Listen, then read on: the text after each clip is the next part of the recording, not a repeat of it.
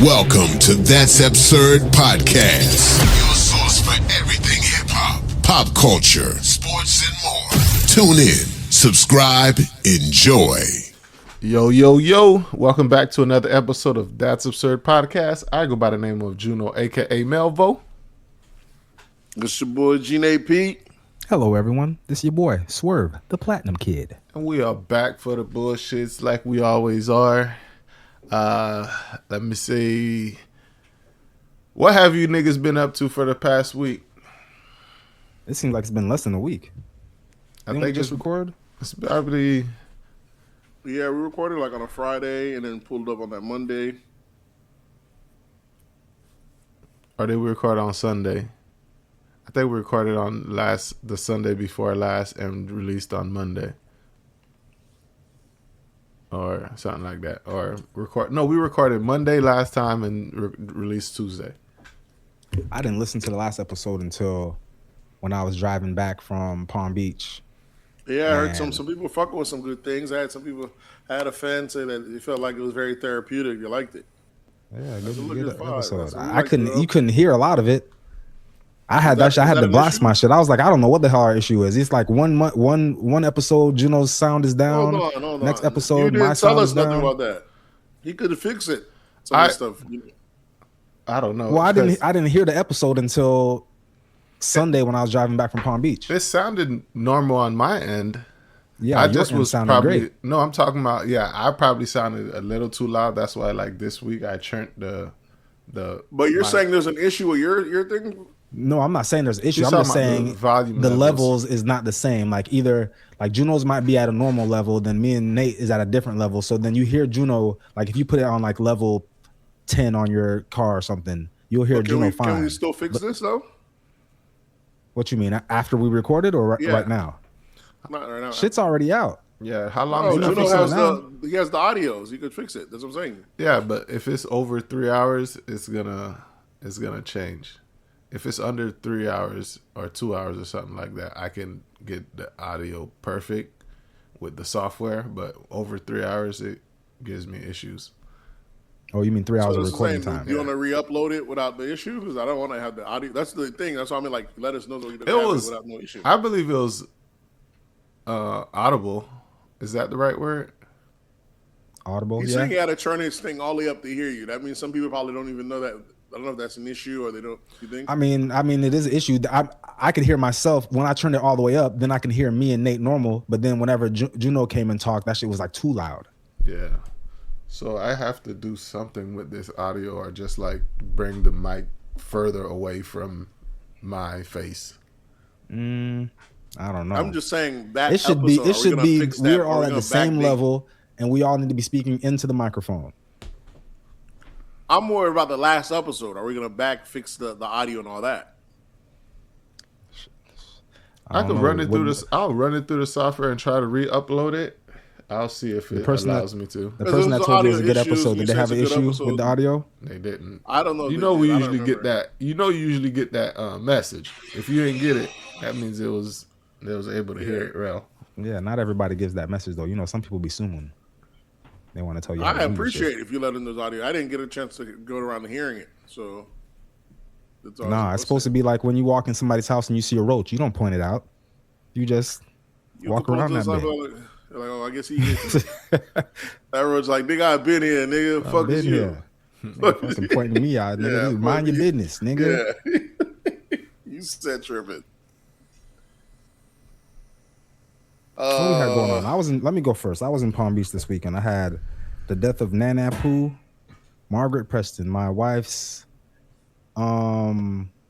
stepmother's mother, passed away. She was 84 years old. We had a wake for her on Friday. The funeral was on Saturday. Service was in Delray. Then we ended up having to drive to she got buried in the cemetery in Lake Worth on A Street.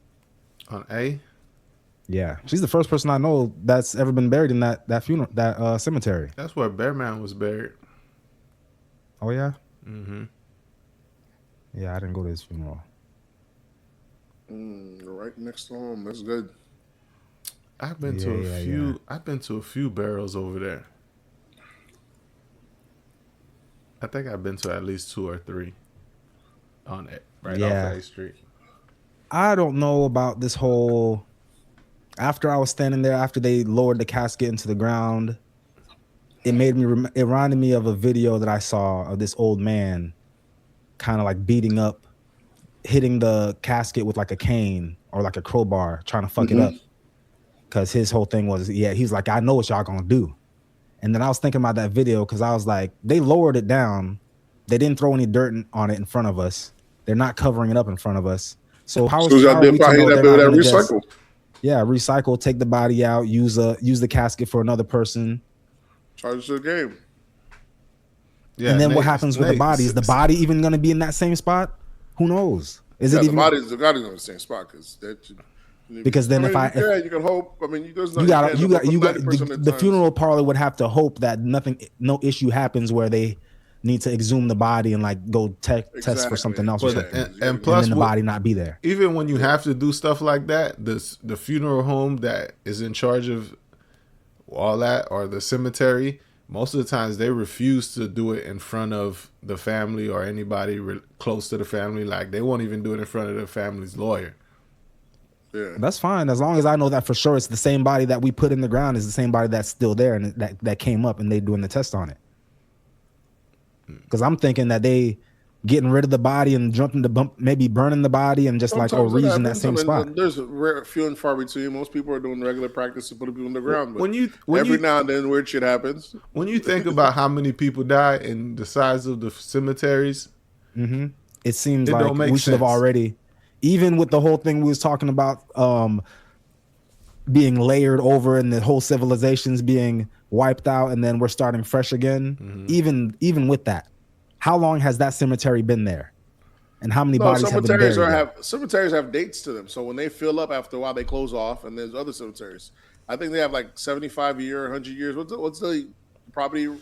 I know when you pay for a plot, size, I think it's like certain amount of money goes. The term is like, I think it's like 90 something years or something like that they say you own this piece of property. It's there's an insurance policy, so someone maintains the property. So even when it fills up, that they pay property taxes on it. There's a business that goes on. So like if like a very small city or a very old city, like a New Orleans or something that have cemeteries that's been around for like since the 1800s. Yeah, as you can see, Them shits is not filled up right now? Yeah, they're filled up. Some of them are filled up that they closed off. There's some that are already closed off, but they have like a 90-year lease, whatever, something like that on them. The insurances are on. They have policies on these people. The money's so you can still go there, but you can't bury no new people there. Is what you're saying? Yeah, for however the 90 years, and they start. I haven't came across none of those cemeteries where they're not accepting no new bodies. No, there's cemeteries that are full. But then, there's whole sections of even cemeteries areas that start filling up, and even near like Lake Worth and all that, or the cemeteries we do, like they start shoving off areas. There's areas that are like already closed off. Yeah, I would think that the one on A Street should be full by now. That's all. Sorry, well, you sound like you're rushing. Like hurry up, man, get it done. That cemetery is only like what, 3 blocks? Yeah, 4 blocks? You feel like it. Yeah. Yeah, but how about much 3, 4 people blocks. fill? You talking about that's a lot of people. How many spaces apart? Yeah, I think the size of a casket is about 6 feet. Even the size of the casket don't make sense because you see the headstones, they be like nearly right next to each other. A casket be at least like 4 foot wide, maybe 6 feet long, 6-7 feet long. No, but that's why we don't know that when they end up being the next hole next to it, the next plot. Maybe it's just that much closer when they drop it. They didn't do the sand? Bruh, I feel like almost majority of the funerals I've been to and I went to the burial site, we actually stayed until they like poured the dirt onto the site. Nah. Because we would lay flowers on the actual thing. Everybody did the flower thing. We laid the flower on the casket, then they lowered the casket. I stood there for a while looking at the casket. Nobody came. People started walking to their cars. I was like, I don't know, this one might be a recycle one right here. Did you ever hear that? I saw the thing online. They're talking about we're not supposed to be buried. We're supposed to be mummified. You said that last week, I believe. Did I say that? Yeah. Because we were talking about the Egyptians and shit like that. Yeah. I don't know why somebody would want to be mummified. Well, it don't really matter. The body lives forever. Well, it's the same thing. Like when you get embalmed, that's supposed to preserve your body for some time as well. Preserving for what? Preserve for what? When you go to the ground, it's not gonna preserve it. Once they put you in the ground, it's gonna, the That's what I'm saying. the body never goes. Not everybody goes into the ground.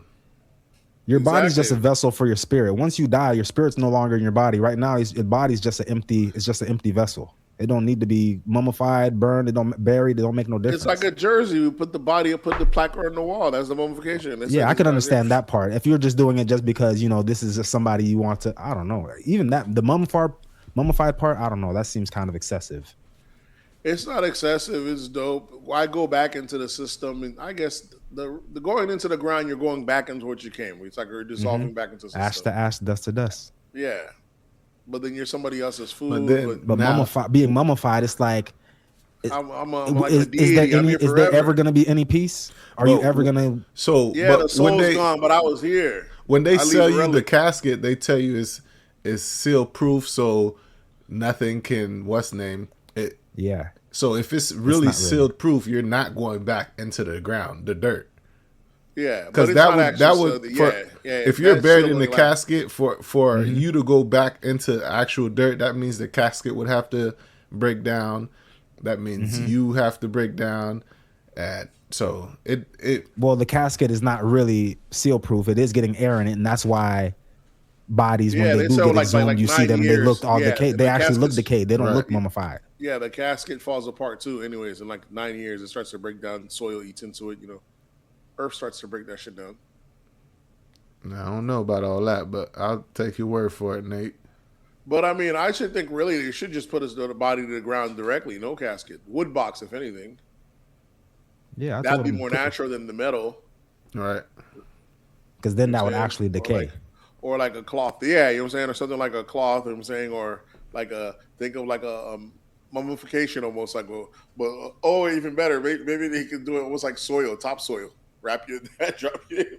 Now you're really going into the earth. Yeah, and then when the tree comes out from that area, you could say, "Oh, this tree was part of my loved one. My loved one created this tree. Now my loved one is part of the earth forever.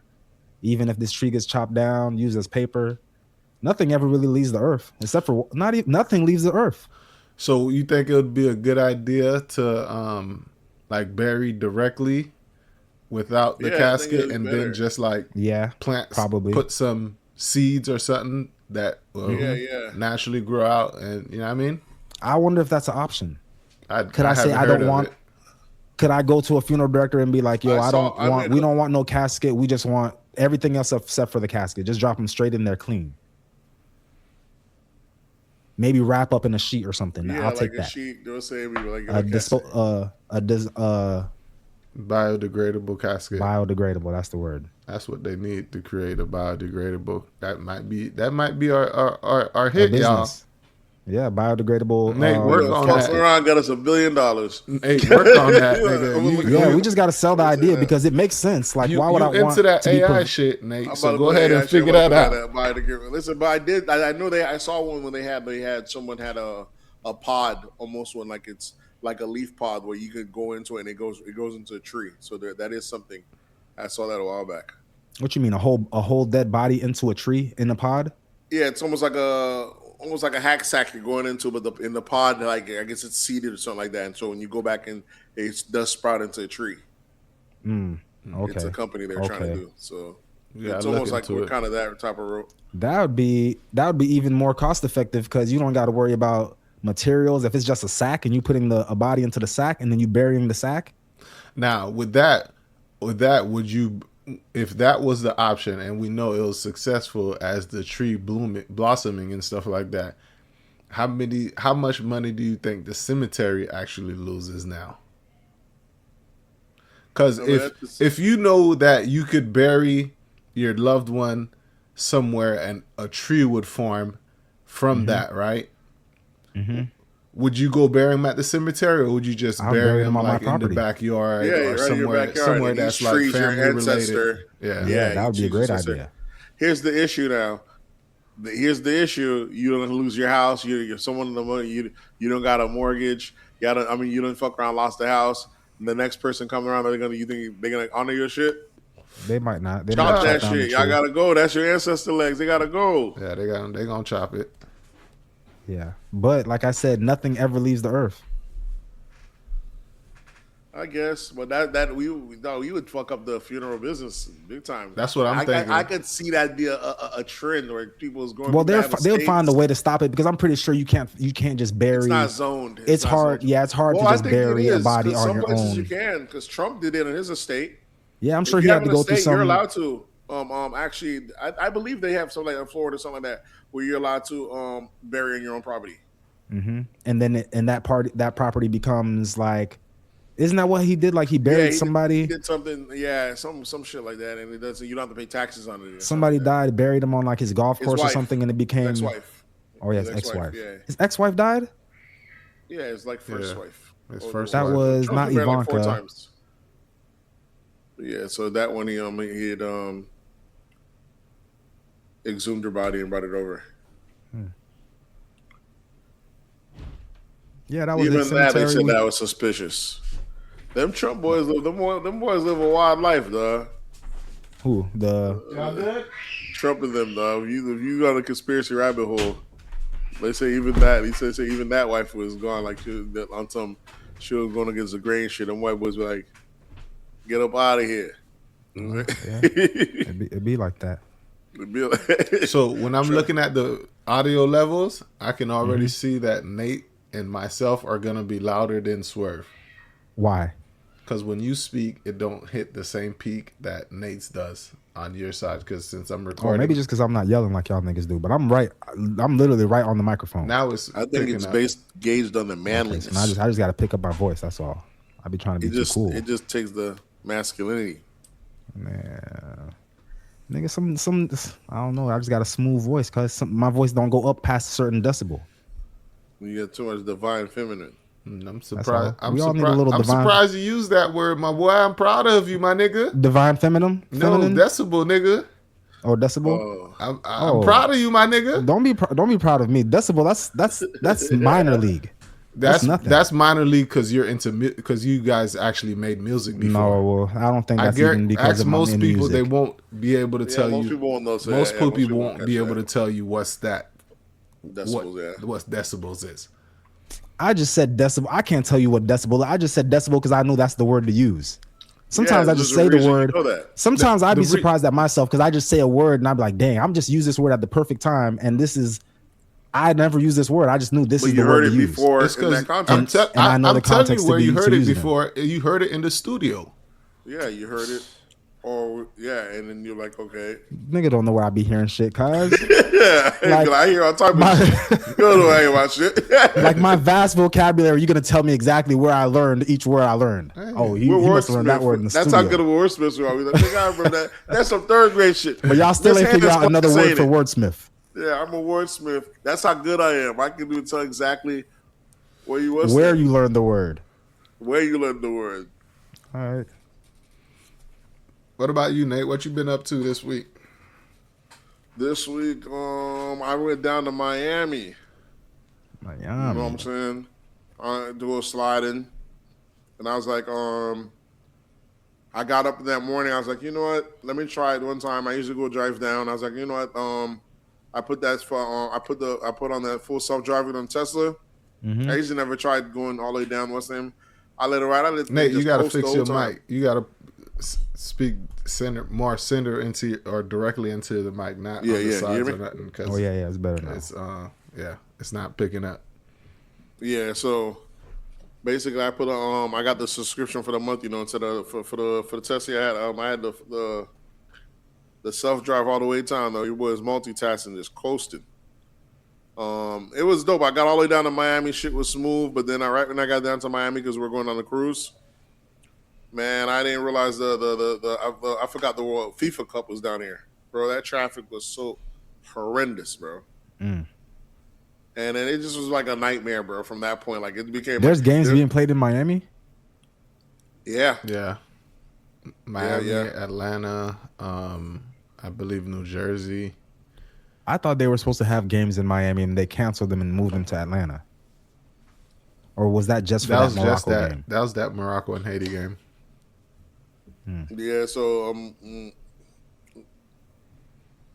yeah, that I went out there for Miami for the weekend, and but yeah, the weather, bro. That's the only other thing, bro. The weekend that weather is atrocious. It was raining. That's another issue. Nah, man, it just was the heat. The heat.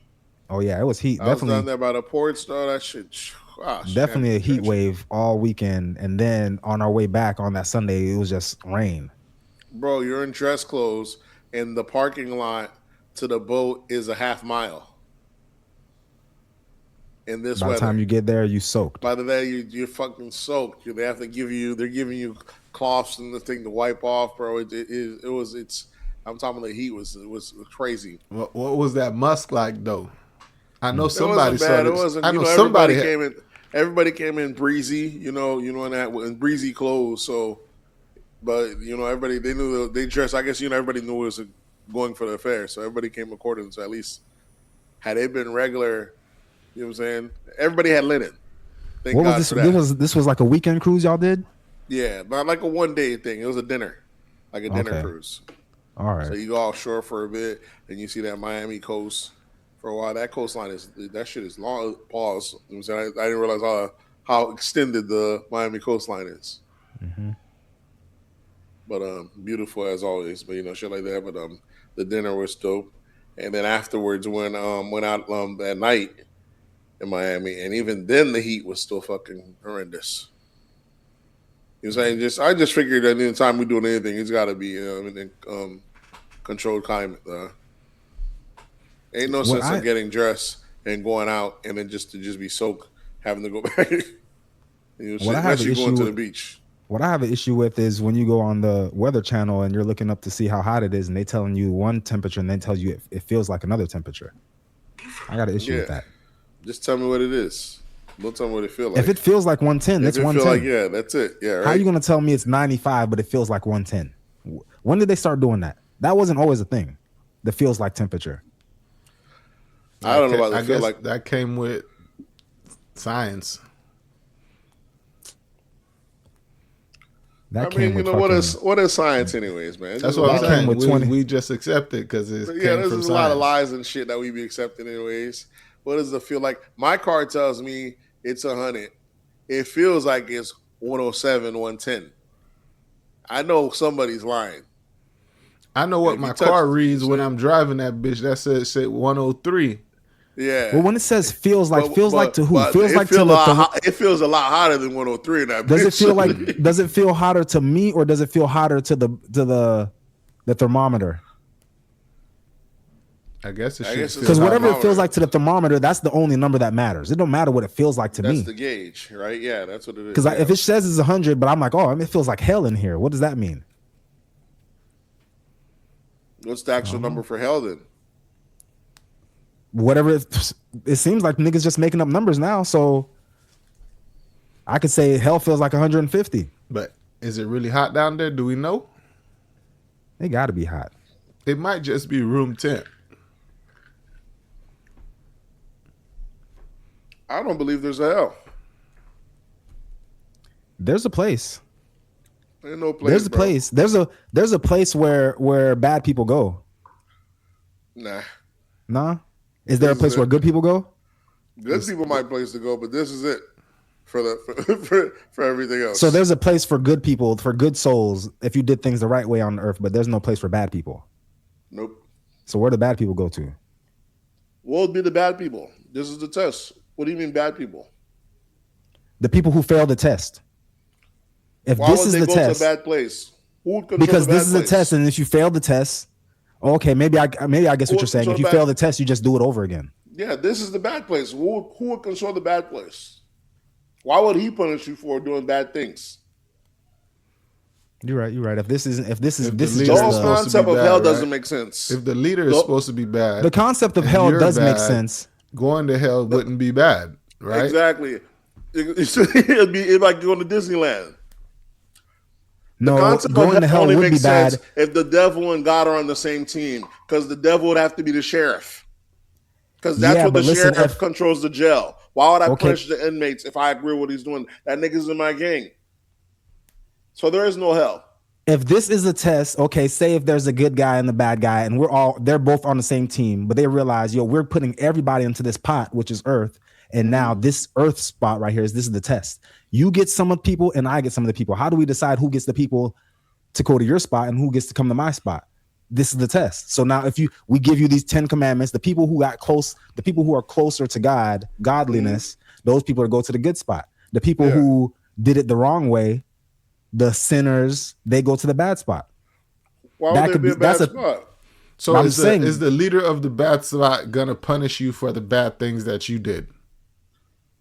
The leader of the bad spot, this is just theory, but if there is a hell, yes, you're gonna be burning, and it's gonna feel like torture for the rest of forever, eternity. That's what the Bible says, at least.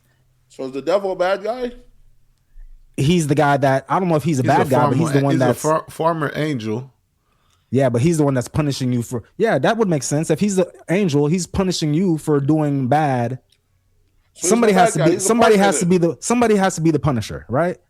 Correct. Maybe I just he's wanna not a know, bad is guy, he a but bad he's guy? punishing. Is he catching a bad rep here?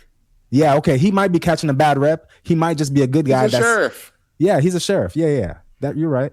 He might be catching a bad rep, but he's the guy that's in charge. It's like nobody likes the correctional officers. He might be a good guy, but he's not really a good guy. Is he Them even niggas- really a bad guy if he gets all the blame for all the bad things and it's his job to lock up the bad people? It's his I'm job already to lock getting up. the blame and I punish them. How am I get all the blame. Niggas ain't even Okay, I responsible. understand you're saying, okay, maybe he's getting a bad rap. He's not a bad guy, but he not is the only one that, that's punishing. It's Nate, on then you up have that. to debate is he in control of hell, or is he just a resident like the people we saying are going there? Nah, he's just a worker, just like the sheriff. The correctional officer gets to go home. And then He's if not you look getting on punished. If you look on the Bible, they said this is his realm. So the earth is his. So Like Hell's a just work for him. slave master whooping the slaves.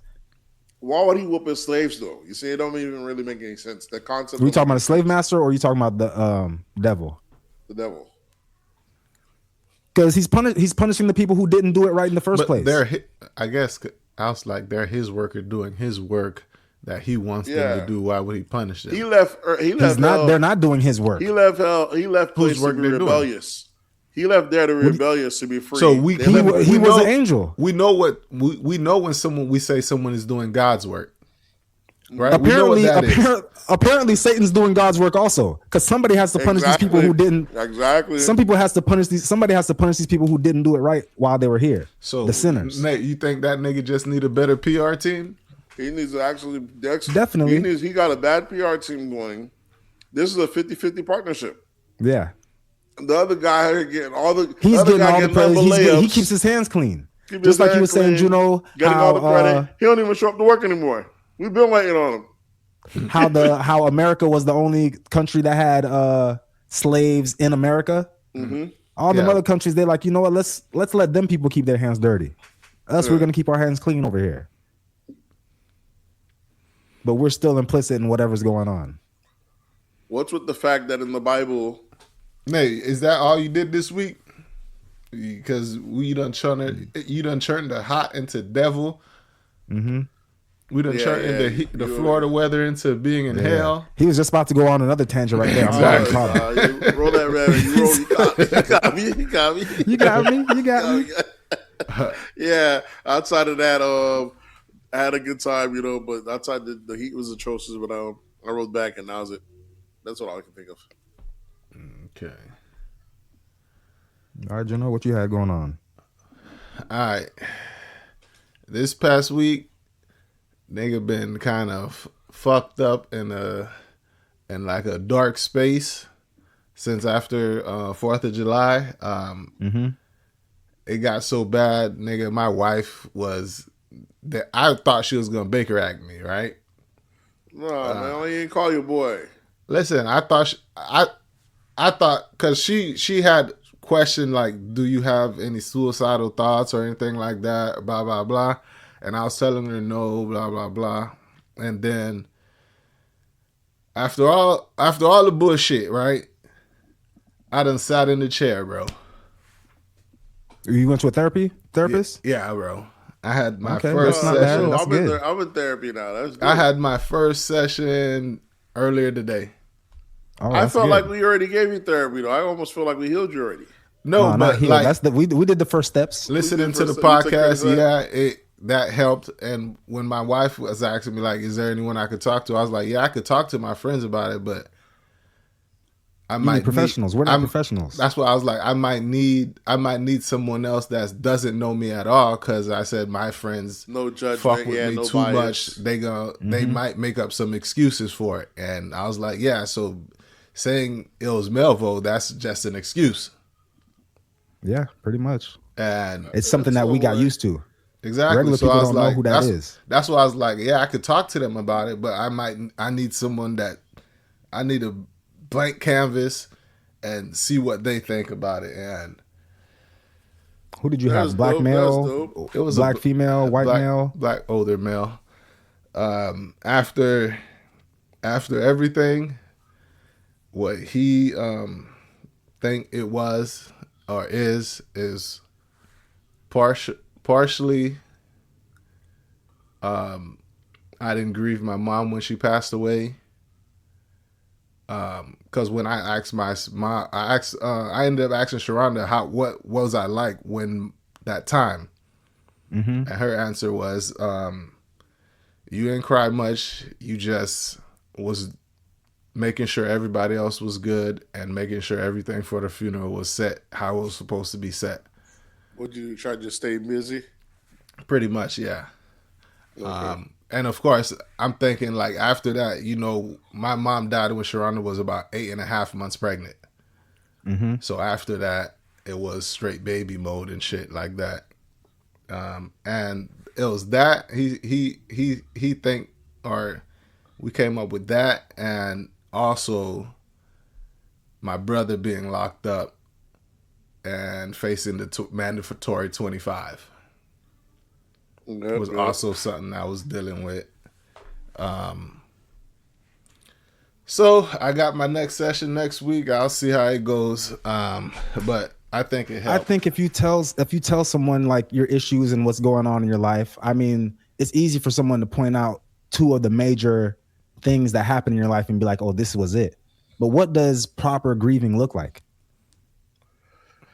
He just felt like you didn't have enough time proper to even grieving looks like. He didn't feel not only that you didn't have enough time, like life was hitting after hitting. So proper grieving is, your time to mourn and self-reflect and chill. You're losing a major character. Do you ever really have time? Like he said, a baby came right after his mom passed. Just like you would. I mean, I guess y'all both would know you lost a parent as well. I'm saying I don't know if I grieved properly. I know I grieved. I don't know if I'm done grieving. I still think about my mom every day. Yeah, so you every day there's at least a second that passes that I think about my mom. Probably haven't proper grieved. Thinking about the person is normal, I guess. Yeah. It's just I have no idea, bro. I'm trying to figure this shit out. It was the mom having the kid, and then because we also went into my own mortality. And how, like, my behavior since, because point of what's name, I had kind of a breakdown last year after Thanksgiving, like Thanksgiving night, like in the middle of the night. You off that drink again? No, I wasn't even drinking. That's the thing. It was okay. It just what was it about? Just like thinking about your parents. Yeah, I believe I can't even tell you because I'm pretty sure I think because like ever since my mom passed, anytime I go to a funeral, I might be just like this past funeral I went to. I was just sitting there crying. When I hear people crying, I start crying. When people I care about are crying, I'm seeing Kiki and the sisters crying, and I start crying. But then I don't know if I'm crying because they're crying. Right. Or if I'm crying because I'm thinking about my mom. Exactly. I see the lady sitting inside in that casket, and I'm thinking about my mom the whole time. So let me tell you, during time my mom died, the funeral and all that, I can remember crying twice, right? Mm-hmm. And the first time was when my niece was trying to do the eulogy, read out the eulogy, and she couldn't finish it, and I jumped in for her, and I was crying, but I don't know if I was crying because my niece was crying, and the second time was me seeing my sister's younger kids that were like between the ages of 4 and like 7, or no, 4 and like 10. I cried when seeing them cry at the burial site. And that was the 2 times I remember crying. And the shit kind of, he hit the mark on me grieving my mom when he asked me, when did she die? Right? And I couldn't get the date in my head. The date was like, it's like the date was gone. All I could remember was it was right before Kai was born. And now I'm just now remembering the date because I had to go look at the flyer. Yeah, I know that got to be tough not having your mom get to see your firstborn. Because I think about all the time, like, I didn't even get to show my mom a kid or my dad a kid. My dad's still alive. And all the other family members that's old right now in my family that's probably going to pass and not see me with a kid. I don't know if that's guilt I got for myself or I don't know. And the whole thing was like, I see people cry. I don't know if it's kind of like if I'm what you call an empath, when you see people, you kind of like lock into their emotions, like kind of like a baby. Baby see another baby crying, they don't have no issues, but then they start crying. They start crying. So I don't know if that's what I got or if it's, and I've been to a funeral of a man and it didn't hit me as hard as when I go to funerals of other women or older women. And just in that whole session, just me talking about the amount of funerals I've been to since my mom died. Because y'all remember I used to be at like a funeral twice a month. All the time. Mm-hmm. And that shit was weird. Because I'm like, if I didn't grieve her properly, I'm going to other funerals doing a lot of shit for the funerals. Like I remember one of my LB's dad died. And they stay in Ocala. I drove to Ocala and it was like a closed funeral or a closed thing with just the body. Nobody was in the room. It was just me in the room, the body, and I just sat there for like 45 minutes crying. Thinking about a million different things. Exactly. Yeah. So you don't even know the amount of stuff that be going through your head. Like just sitting in there listening. A lot of times I'm sitting inside of these like ceremonies for these funerals, and I'm like sometimes you kind of just black out. You're not even hearing what's going on, and you're just thinking about things. I don't even know what you're thinking about. It's a lot of thoughts going through your head.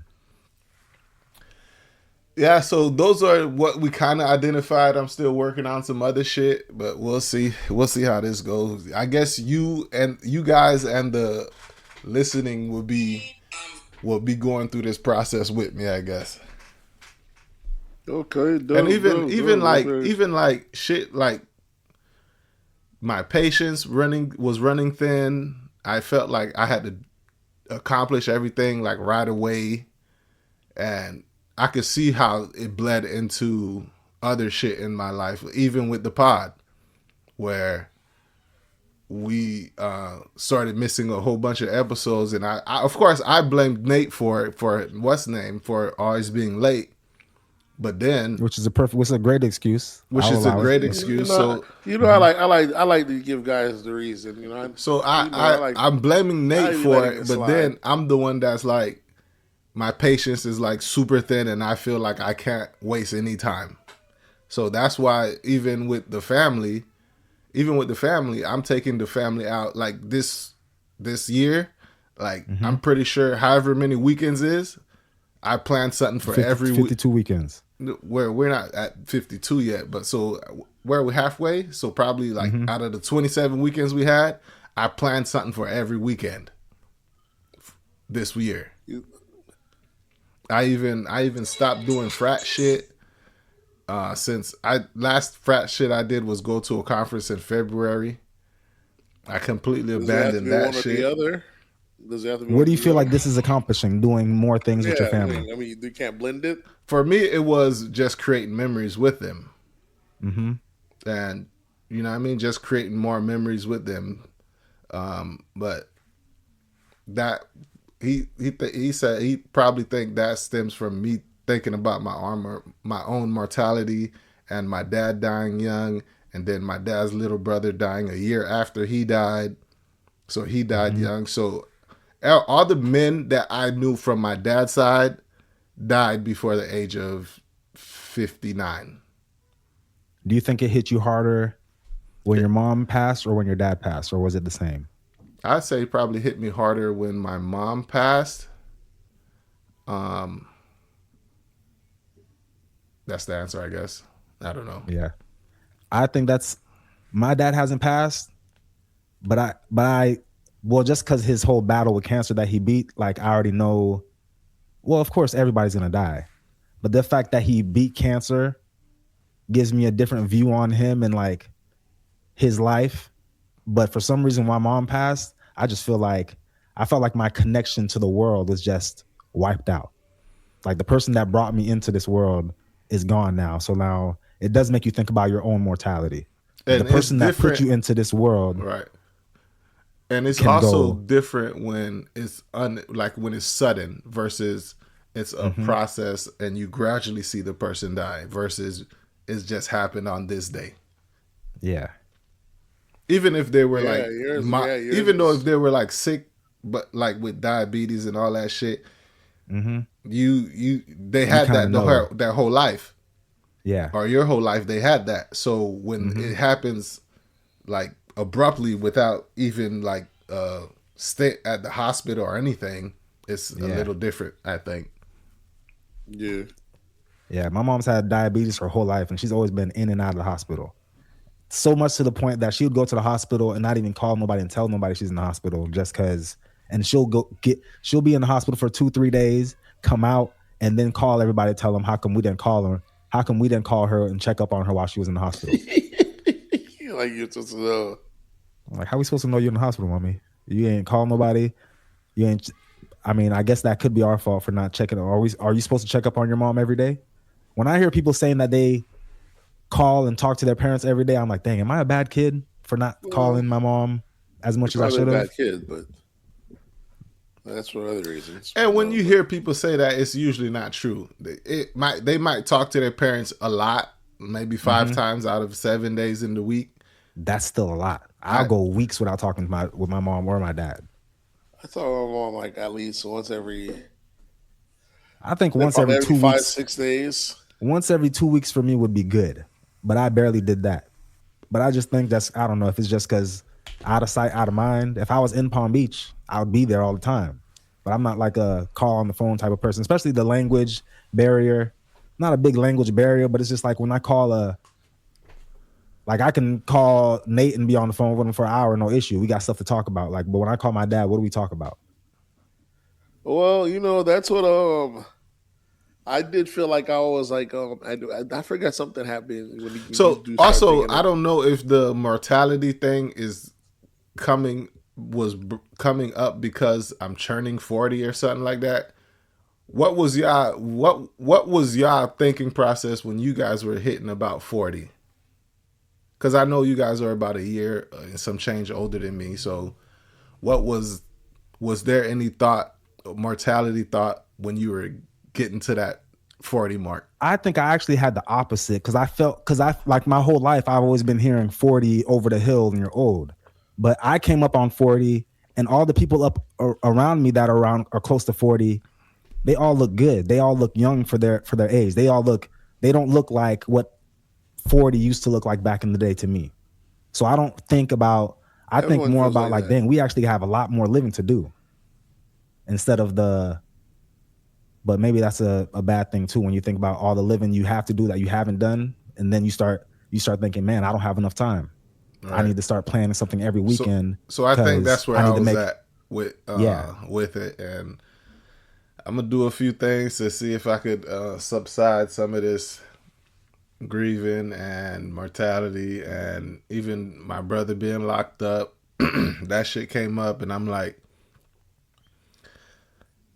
yeah. So I heard myself on like watching it, and I'm like, how do I tell somebody I'm talking to or arguing with that I'm not talking to them, I'm talking to someone else? You would have had to had that discussion with yourself first before you had that discussion with the other person. Yeah, so you would have had to already have grieved properly before you even had that discussion with that other person. So I'll figure the shit out. We'll see. I said I might have to paint my nails and shit. Make sure I get all this. Whatever it takes, you know. You might have to go through a phase. You might have to. You might shave your head off. You know, a lot of niggas go. A lot of niggas be like, you know what? I'm gonna just chop off the dreads. No, because paint your nails. Is that a thing? Because when you have to become emo, you have to become a different person. It might be. Because I believe if I would have expressed, of my whole thinking process of doing the 4th of July and what it had turned into in my head as just a celebration for what America has done for my mom. I guarantee if I would have expressed that to you guys, 100%. You guys would have understood. 100%. But and nobody would have came in there with no shenanigans. Exactly. So it was 100%. It was me not expressing it, and then plus alcohol and drugs. But then I said I can't blame the alcohol and drugs because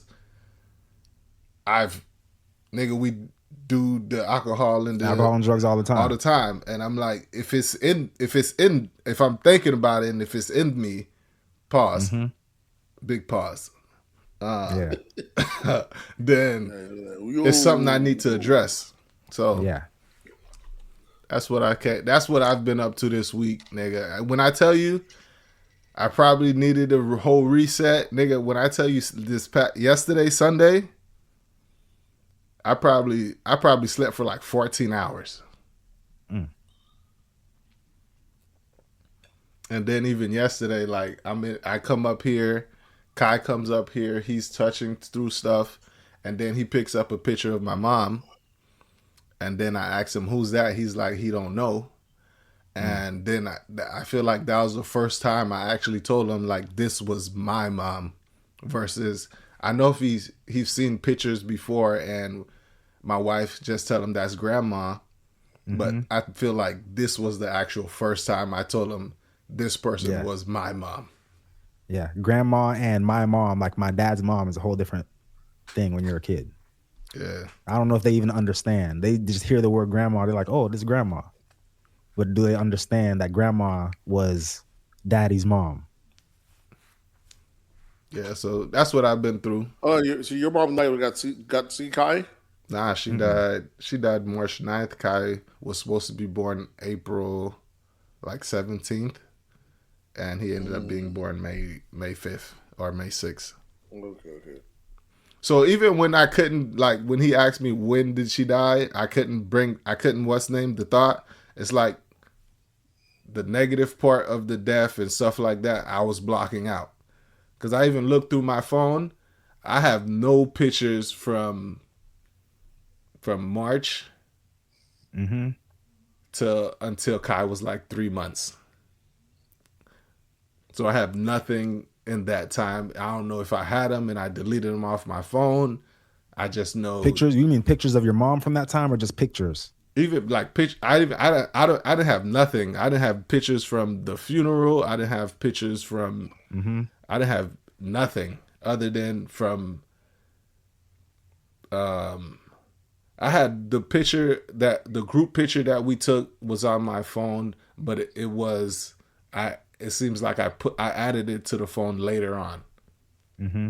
But from March 9th to probably August, I had nothing in my, because you look through my phone, and every year, every month, you'll find pictures and pictures and pictures. But that 3-month period, I had nothing. Yeah. For me, it was hard for a long time to even look at pictures of my mom. I finally just recently put a picture of my mom on the refrigerator. I don't really have too much pictures of her, but I don't have them around the house. But that's that one. Yeah. So that's what I've been through this past week. Is I know we kind of went dark for a little bit, but y'all niggas want to jump into the absurdities? Yeah, let's get back into the fun. What you got for us, Nate? We'll let you jump it off since. Pause. Where's the notes at? Hold on, my shit closed out. All right, close out, nigga. It's on your phone. The app closed out. There you go. What was it in hip hop this week? Y'all going to talk about your boy Future dropped an album? Nah, cuz we gotta start with the boy HOV. Oh, Not go ahead. but similar to them letters. No one can do it better. I stack cheddar like a food inspector. Yeah, Jay-Z did the what do you had a show in on When did Madison y'all Square? start fucking with Jay-Z? Honestly, Honestly, I started fucking with Jay-Z when he went pop, when he went commercial, when he made the Little Orphan Annie song. That's when I started messing with Jay-Z. so that's Hard Knock Life, Big Pimpin'. That's when I really started fucking with Jay-Z. What about you, Nate? I can't remember. Probably a little bit later because I remember I ended up hearing about Jay-Z through the first album I heard of his was like the actual group album. Was it the Hard Knock? Which one was it? Group album. Was it Hard Knock Life? One of it's more like a group album, but they call it like, you know what I'm saying? Was it Hard Knock Life or the volume, whatever he adds? Yeah. He never had no group album. I don't know what you're talking about, group album. I forgot which album I'm talking about. He had the Young Guns on it. One of his things, I forgot. One of his albums was supposed to be like a Rockefeller album. They ended up changing it to a HOV album. If you can remember it. Okay, I'm looking through those. Is it Life and Times? Life and Times. It's not Life and Times. Life and Time is volume 1. 1, 2, 3. It was volume 1 is Life and Times. Volume 2 is Hard Knock Life. Volume 3, I believe, is I don't remember. So he's got the Blueprint 1, Blueprint 2. I can't remember his discography. I'm too faded right now. I didn't start fucking with Jay-Z Reasonable until Doubt the Black was Album. one. Which one? This is order. Black He had Album Reasonable Doubt. in Then he high had school. Volume 1. Volume 1, Volume 2, Volume 3 of the Life and Times was after Reasonable Doubt. Then he did the Dynasty. That's Dynasty. Maybe that's Dynasty what is you're the talking album about. he's talking about. Okay, yeah, that's what the you're talking one. about. Rock La Yeah. Familia, Yeah. Jay-Z. Yeah, the After I Dynasty. heard that album, I'm like, holy shit, this nigga spits in. And Okay. So I guess I started really listening to Jay-Z pretty early because which one of these Life and Times was the one that with Orphan Annie? Yeah, that's his second album. 98. I told y'all 97 was really when I really got deep into hip hop. The Life and Annie is Hard Knock Lives, right? Yeah, That's that's his Hard third Knock album. Life. That's his third album, Volume 2. Yeah. To me, HOV was just. Now, did you listen to Jay-Z or did you listen to the commercial songs? I listened to the commercial songs. When I started, I can't tell you that I ever listened to Jay-Z. When I listened to Jay-Z, that was when the Black Album came out. Then that's when I was listening to Jay-Z. I had to put Swerve on lyrics back then. Swerve didn't know about lyrics back then. Yeah, that Black Album is when I like sat down and listened to the full album of Jay-Z, and then I went back to Reasonable Doubt. My favorite ended up being Volume 1. That's my favorite album from Jay-Z is Volume 1. The City Is Mine, Imaginary Player, Streets Is Watching, Lucky Me, Friend or Foe, Who You With, Where I'm From. I still don't get the fact that people try to call What's the Name's his best album. Like, y'all niggas is tripping. What, Reasonable Doubt? Reasonable Doubt. Nah. First album, yeah, not that's best. just New York. Best album got to be the Black Album. Nah, I would probably I wouldn't be. I would Probably if not the The Black Album's put together his best one. What more can I say? Encore, Change Clothes, Dirt Off Your Shoulder. That's more when he was Problems, pop. That's more of his Public pop Service. Stuff. This is when he was pretty much announcing his retirement. He was supposed to retire after this album. Right. That's why I actually listened to the first thing, because they made a whole big deal about it being the last album. Yeah. But with that being said, these niggas just be faking it. Jay-Z sells out Yankee Stadium 3 nights in a row. It was Friday, Saturday, and Sunday. Are y'all watched any of the clips?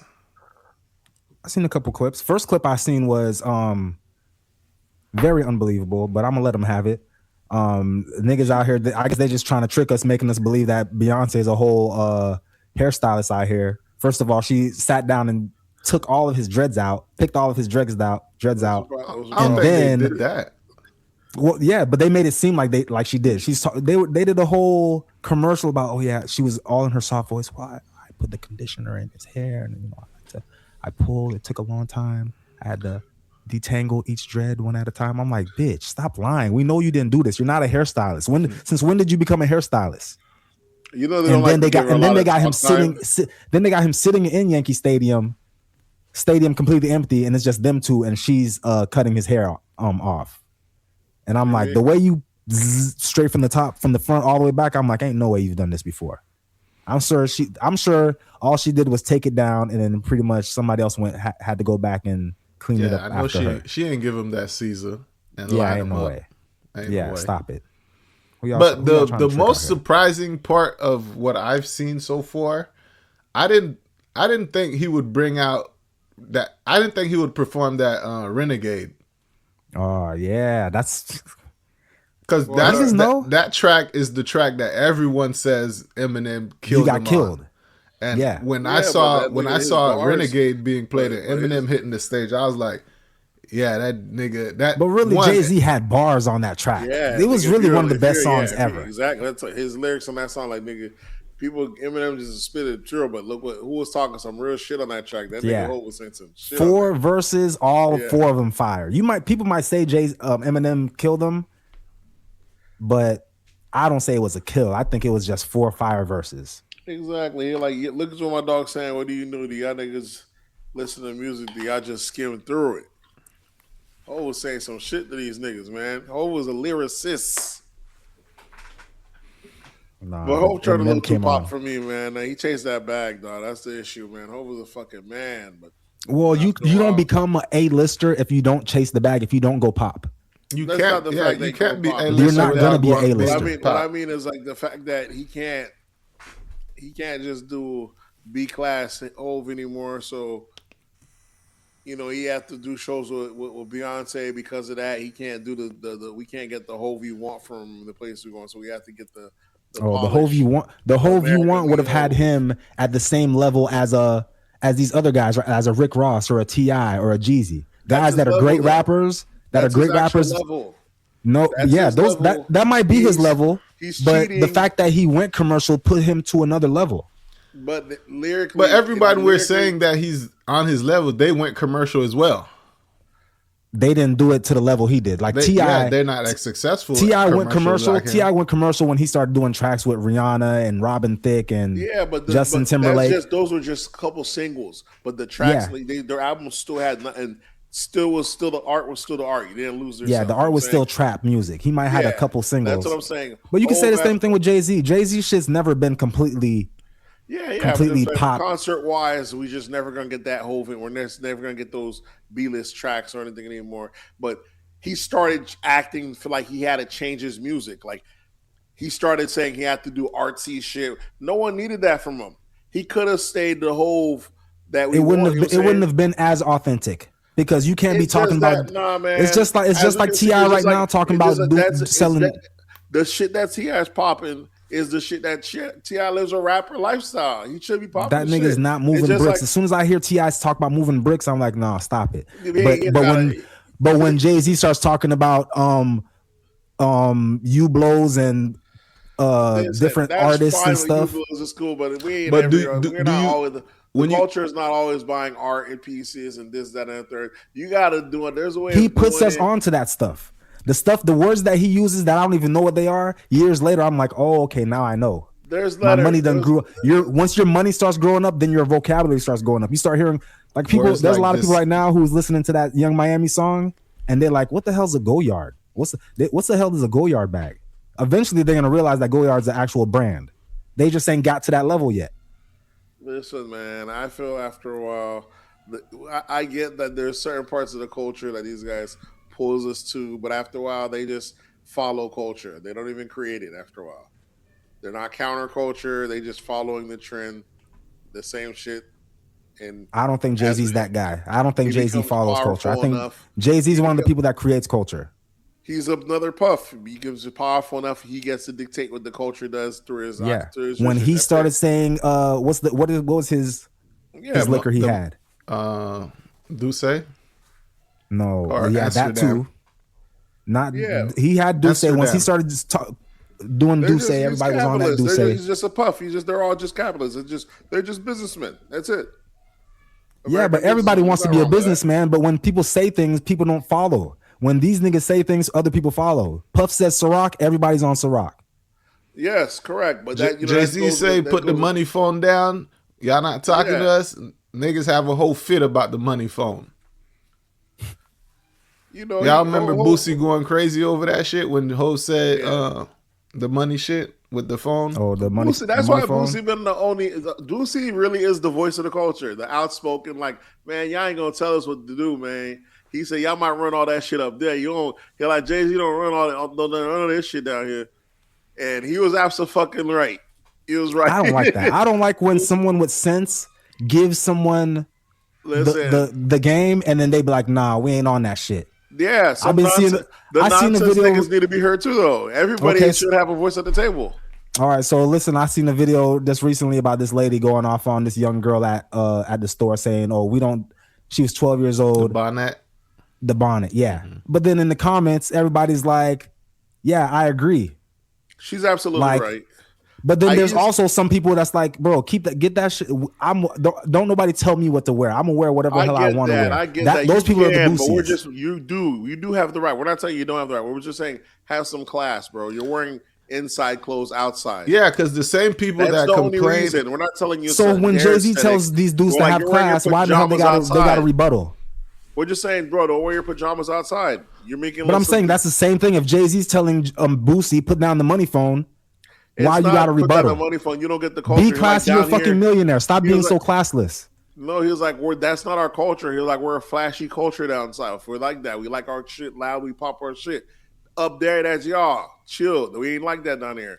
And it's class is class. I don't care where you from. No, everywhere has their own culture. Absolutely. I'm saying being classy and dignified is the same in every region. Not at all. Absolutely not. Don't let them crackers fool you. There's niggas shit. Absolutely, has always been culture. That's nigga class. Culture. Oh, I'm not talking about culture. I'm talking about classy. There's a difference. There's classy and then there's ratchet.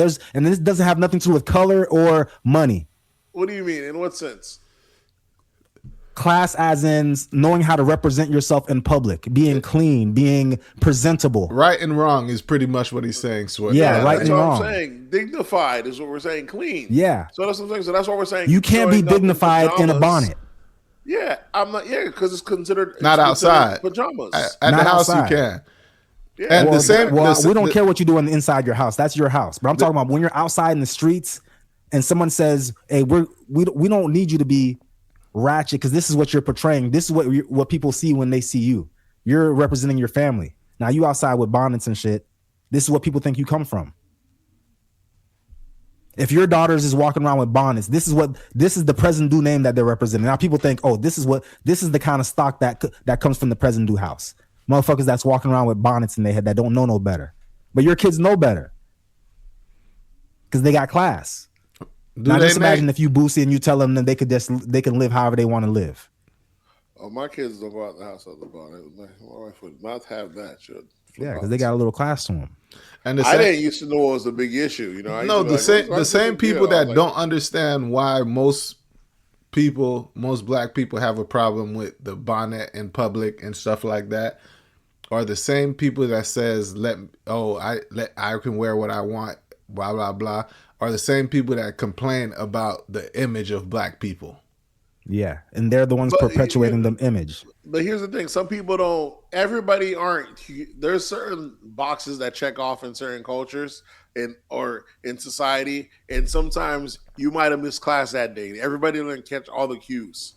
So for a long time, I didn't used to understand. I don't get the big deal that they're making it a black thing. I was like, I thought bonnet just hair. I could see anything that they're covering up. I didn't do it. I'm like, okay, but it's because they say it's considered like you just didn't shower, you were on that bed. It's sleepwear. So I was like, okay, I get. I say you're saying pajamas, okay, but then there's the people that don't see it like that. People ain't looking at it like that. People are just saying if you feel like they're either passing judgment on them or you're trying. But just like you said, them niggas missed that class, right? They missed class that day. Well, when somebody like me who was in class taking notes or Jay-Z who was in class taking notes and goes and tells you we not doing that no more, why you want to say he's just hating or leave us alone? Because we don't do that. He wasn't in class Jay-Z that day. He do be hating. Because he see y'all niggas acting ridiculous out here. You already know Nate's gonna try to justify bad behavior regardless of what it is. It ain't me, man. That nigga love him some bad behavior. I'm a Hov fan. I love Hov.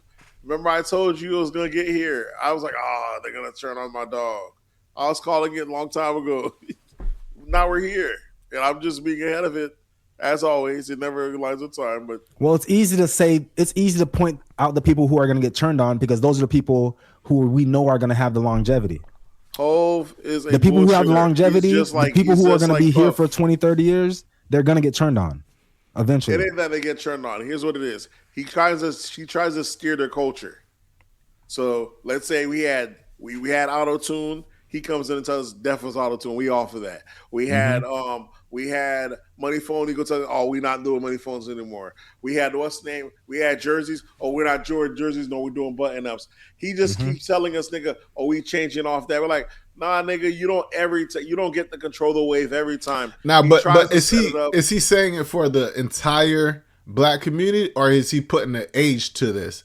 Because I get we not wearing jerseys no more. We doing button ups. That's more of an adult thing. It's almost that happened to be that one. But there's multiple times he was just interjecting and stuff like as if like nigga, we on this wave. That's just not cool no more. He's the guy that's deciding what's cool. He's the guy that dictates what's cool. And they were like, nah, nigga, you ain't. You don't like that, cool. Nate.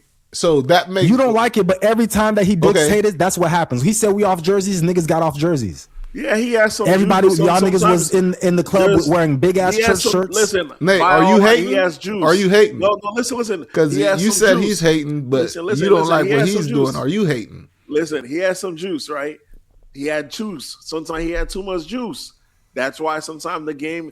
Who are you to say who got too much juice? He had too much juice. That's why I used to be a whole fan. It's called hating, Swerve. Listen. Here's what happened. When Hov had too much juice, the system balanced itself. It gave us Cameron.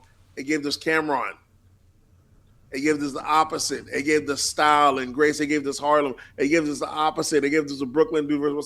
So the game balanced itself out. You know what I'm saying? He had too much sauce.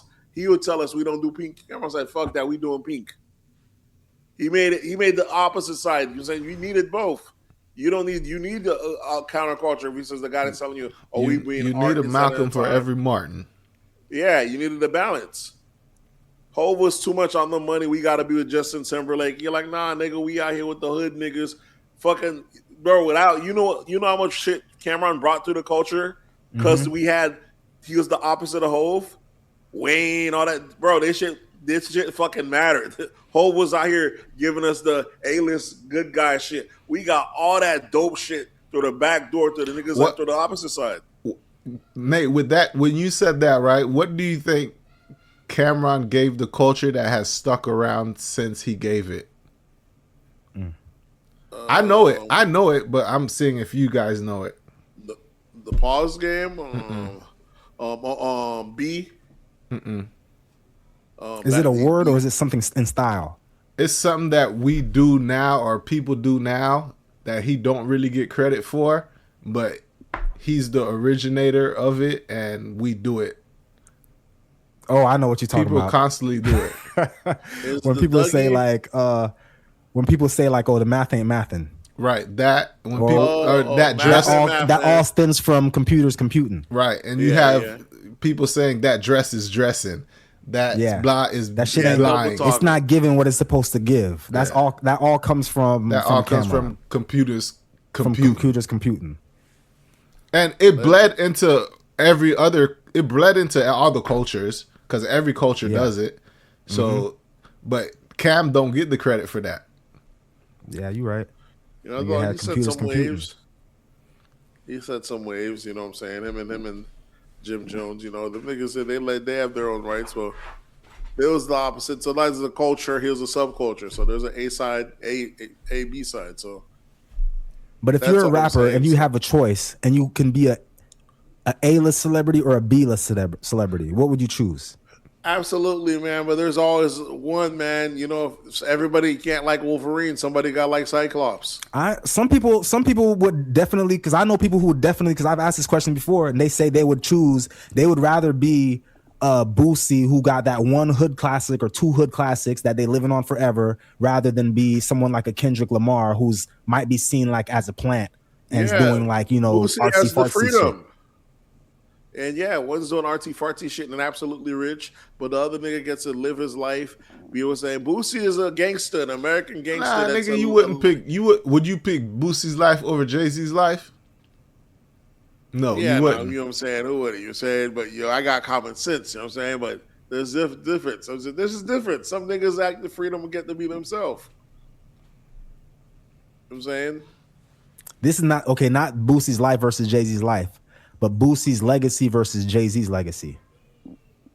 I'm taking Jay-Z's, nigga. Boosie can't. I guarantee you, Boosie can't sell out. Boosie ain't selling out Yankee Stadium 3 nights in a row. Jay-Z's looked at as like he's like a. I don't know. He's looked at as like he's like an op in the community. Like he was one of us, and then he just turned. Yeah, his legacy's now it's stemming, or it's starting to shake. You know, but he's a legend right now. But right now it's starting to get it's getting its lashes right now. It's getting its lashes. It's getting its tarnishment. I think we about to get another HOV album. Oh yeah, absolutely. If he's doing shows, you know what I'm saying. They said, you know, there's talk. They're saying that HOV is broke or something like that. There's a lot of crazy debt. How we say HOV is broke, but they don't say Beyonce is broke with him.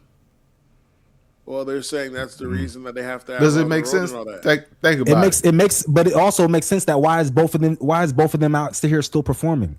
Exactly. What else they supposed to do? Nigga, you see what Rihanna doing? Let me ask you another question right now. Because Rihanna just came up on stage. Rihanna just came up on stage with Jay-Z. Yeah, she'll do one off. Yeah, she'll do a one-off. But most of the time, billionaires don't do nothing. When you I got a hot take right now. I think Beyonce. I think ASAP and Rihanna could possibly be bigger than Jay-Z and Beyonce if they really pushed for it. I don't think so. I would. You talking about two people who's strictly off music right now? Two music artists versus someone who has a underwear line, a makeup line, already Rihanna's a billionaire. Rihanna's bigger than Beyonce now. Okay, that's for sure. Rihanna's bigger than Beyonce, but ASAP Rocky's not getting close to Jay-Z's legendary. Yeah, but I'm talking about them as a couple. I'm talking about they put all their ventures together. The modeling, just Rihanna by herself is bigger than Rihanna and both of them together. Yeah, don't count ASAP. Not both. Don't even count ASAP. Not both of them. Not both of them together. Don't even count HOV. That's what I'm saying. It's not a thing. No, I'm saying. So you're saying that Beyonce? You're saying that Rihanna is bigger? That's how more massive these girls are than their peers. That's what we're saying, Nate. We're agreeing, Nate. We're agreeing that Rihanna is now bigger than Beyonce. Mm-hmm. We're telling you, but now you're saying that Rihanna is bigger than both of them together. As a power couple, as comparing power couples, so it's the same thing. Jay-Z and Beyonce is way bigger than. As a power couple.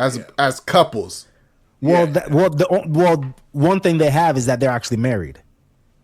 ASAP got one foot out the door right now. People don't even care that they're not married at this point. You know. Yeah. I'm saying, but for you to be looked at as a power couple, you gotta nobody's gonna be looking at a boyfriend girlfriend as a power when you're a couple. billionaire. They treat Rihanna like Nigga, a Swerve, this is the black culture. Of course, they're gonna look at it as a power couple because they're not the culture doesn't respect marriage. No, to she's begin a with. billionaire. They don't expect her to put her bread up like that. You know, you crazy. They break that just like Oprah. They break the rules for billionaires. They're like she protecting her assets. Why would she get married? That's just how they was, or it's on her time. It's just different. It's a different rule when you have that type of wealth. I'm not comparing no boyfriend and girlfriend to a married couple and telling them that this is couple's goals or that they're doing it better than this couple. But you got $1 billion at risk. Come on. If you're talking about money, yeah, Rihanna got more money than Beyonce. But one couple out here still doing shows because they need to eat, and the other family out here they just living off residuals. I don't know if Beyonce and Jay-Z are doing shows to eat, bro. I can't say that. I'm saying that according to your girl, what's her name? Kendra G. They're like in crazy debt. You mean Tasha K? Tasha K? Who's Kendra G? Kendra G's the dating chick. Yeah, Tasha K. Yeah, according to Tasha K. Yeah, she's always drilling them saying that they're in extreme debt. This and the third after always been a thing, but who knows? You know, these shits have ebbs and flows. You don't see Rihanna out here going on tour because she don't need no tour money. Yeah, that's she got that Fenty money. The bullshit that reporter was saying that he had needed that casino deal to go through and it didn't go through. Both Jay-Z and Beyonce both have tried other business ventures outside of music. House of Darion jeans. Beyonce done had skincare, hair care. And none of that shit falls through. Fenty on its first try, that shit blew up. You know, Fenty. Rihanna joined Fenty. I don't think she created Fenty. I think she joined. They created it around there. It's a subscription service. They just added her name to it, and it just shot up crazy, and it became $1 billion valuation. That's like the same shit. Beyonce need to put her name on something that's gonna shoot up. Then she did, but she's just not a big enough star. But Rihanna is. Rihanna is big enough star. It just that's what Rihanna was. Rihanna has never been bigger as far as music store or celebrity store. Rihanna was never bigger than Beyonce when it comes to like entertainment, celebrity. It's not as a pop culture. You see how like I have Kim K. That's the level it is. Stratus wise, she is bigger culture wise. That's the reason. That's the reason all her shit, her subscription wise. With that's the girl. The girl don't drop no more music. She's the version. Remember, she's like another Travis Scott. I would say that now, but I don't know what made her into this. It's after she hit the Billy. People started saying she's bigger than Beyonce, and we started looking at her like she's a bigger star than Beyonce. When she hit the $1 billion, but it wasn't. It wasn't when she was doing music. Shit selling crazy when she. It wasn't when she was doing entertainment. She signed with Rock Nation, and then she started selling shit. She started having all sorts of shit that was selling. At that time, she was still not bigger than Jay-Z. She was. You talking about when she signed with Rock Nation, that's when she was, Ponder Replay. She was the good girl. When she turned to the bad girl, started doing Umbrella. I know that. And then Umbrella shot her up. And then she did the Fire album with with your boy Travis Scott. She still wasn't at Beyonce level. She was never at Beyonce. Musically, Rihanna is nowhere close to Beyonce level. At one point, Rihanna passed her. Music-wise? Maybe towards the end when she started doing the Fenty shit, maybe she might have got close. Beyonce came back and caught her with might say Lemonade. What album did she have? What was Rihanna's last album that you think that was bigger than any of Beyonce's albums? What's Rihanna's last album? Whatever. Rihanna ain't put an album since her last album. That album's still going. No, you think that album was better than Cowboy Carter, Lemonade? Let me just see. I'm pretty sure. Let me look at even their Spotify monthly. Go look at whose list you looking at? I'm gonna look see how much he's. See what's getting. I'm telling you, Rihanna is not close to Beyonce when it comes to music numbers. Getting 110 million streams per month. 110. All right, I got it. Go ahead. Now Beyonce. Spotify. Beyonce is getting 60 million streams per month. See? I'm telling you. I She's a wonder if bigger there's a way that star. we can go back and look at this at the time when she joined Rock Nation. I'm telling you, she's like the Travis Scott. These are people that are massive. These people are these. She is A-lister. Rihanna. This is why her shit. She's white space. Off of that one album, how many albums she got? Bro, that's why we That's begging her her- to that drop was, an album. what, That 3? last album. This album was almost. Rihanna's like 3 or 4. How many albums Rihanna got? Like studio albums. Let me see. I would say it's no more than 6.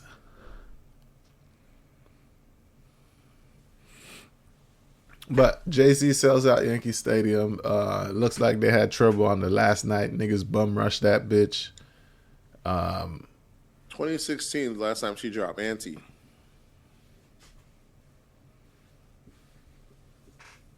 That's fucking 10 years ago. 10 years ago, right? See? That's why the intuition, this girl came up, she became a billionaire. You ain't never getting that album. I don't know that money. The people just assume if you coming back after 10 years, the money must be running dry. And it's just the fact that, if you're already up, why would you want to go do a show? That's the every thing. night? I guarantee if Rihanna drops an album and goes on tour, they're going to say she's going broke. Because that's real work. Going on tour is real work. Yeah, Why would I? you're If you're a billionaire, yeah. why am I going to work? Why am I waking up, going through rehearsals, practicing, doing all this extra? That's like saying, why is a businessman still doing business after he hit that Billy? Exactly, bro. Niggas, I have this. I say the same thing. People don't stop. Bro, money, I guess there's people never stop trying to make more money. Yeah, okay, but they can make the just like Nate said, it's the type of money. If waking up and having to do all this extra that Beyonce do, all the work that she puts into her shows, she should be at the level where she should have already had an artist that's doing this stuff for her. You should get to a level where you don't want to work for the money, right? You know what I'm saying? Yeah. There should be a number. You don't have a number where you don't want to work for the money. You have a number. Once you hit that number, you want to code. You don't want to work for it anymore. She's hit that number now, and she don't work for it anymore. That's not an issue. The other people you can still keep. There's no problem with still wanting to make money, but you shouldn't have to be working the way you were working before. Exactly. So that's a shit. And her lifestyle is on autopilot, super rich, and you already know she's the type of wealthy. She don't even have to spend more money anymore. People just be giving her shit. They both have the same exact net worth according to Forbes. Yes, Beyonce, this girl's a beast, and this is, you gotta imagine, this is a one girl shorter career. This is just in a shorter space. We're not even talking about longer career, longer what's name, because then you're not gonna compare ASAP Rocky to Jay-Z career. So we just looking at network. If ASAP had the same, if ASAP had the same amount of money as Jay-Z, I would compare them. ASAP and if you're saying that they bucks. both have the same amount, I can compare them if they have the same amount. And Beyonce did it with more work, and she's still working. Rihanna been chilling for the last 10 years, and you telling me she still got the same amount of money as a lady who's been working full time, dropping albums? But y'all only looking at the music part as work. Y'all not looking at the other stuff as work at all. I'm not saying she might just, because you're looking at it like Rihanna's not working. I guarantee she's not. She's doing the type of work a billionaire should be doing. I guarantee Rihanna's probably more busier than Beyonce. That's fine. That's billionaire work. That's not sweating. There's a difference between somebody being. There's a difference between goalposts. No, there's a difference between a stripper making $100K a year and a doctor making $100K a year, right? Yeah, there is. One of them is waking up at weird hours, shaking their ass, sweating, doing manual labor, and the other person is on. They got a little beeper. They got days off. They might step into the office every once in a while, do a little surgery, and get out. Rihanna is a real billionaire, bro. Like, her brand is her brand. This shit is a beast. Not a management company, not fluctuation. This is an entity. She only owned 30% of Fenty. And 50, but that just don't throw that. Just for that, that's Fenty Beauty. So that 30% made her a billionaire. That's crazy. Yeah, just to that volume. This girl's does massive numbers. She's a beast, bro. She's the real deal. Sound like some Beyonce. So if she's the real deal, why is ASAP Rocky seem like he's tired of her after dropping 3 babies in her? Who says that? They already had 3. I don't know. From the videos I see, he doing exactly what he's supposed to do. He in there doing what he supposed to do. ASAP right now. ASAP has not put a ring on her finger. He's still available. He wildin'. That nigga fucking wildin'. Yeah, he wildin' on that part. I'm pretty sure he acts, bro. Is he wildin'? Because he could. Because in his eyes, he's still. Well, if we talking about money, right? Mm-hmm. Since money became a part of who's what's name, Jay-Z network is more than Beyonce and Rihanna's combined. Mm.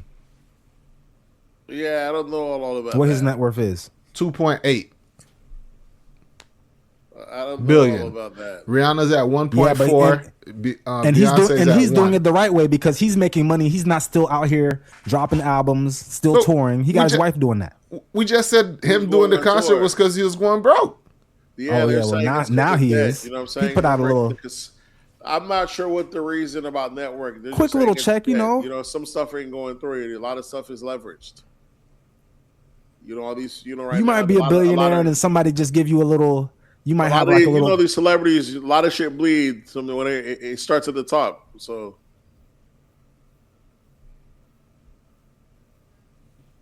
Say if you're somebody who's a billionaire, like a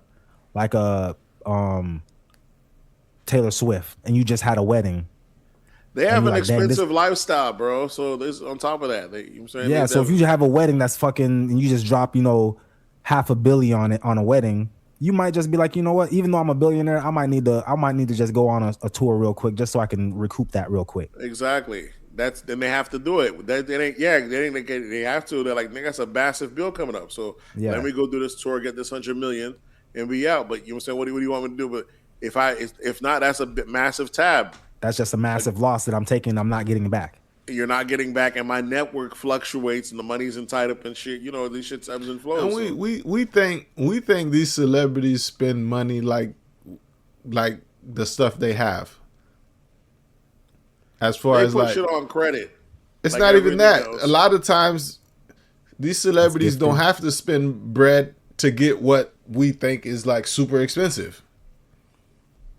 Like, we might think Taylor Swift and Travis Kelce spent $500 million on their wedding, and out of pocket costs, they probably only had to spend $100.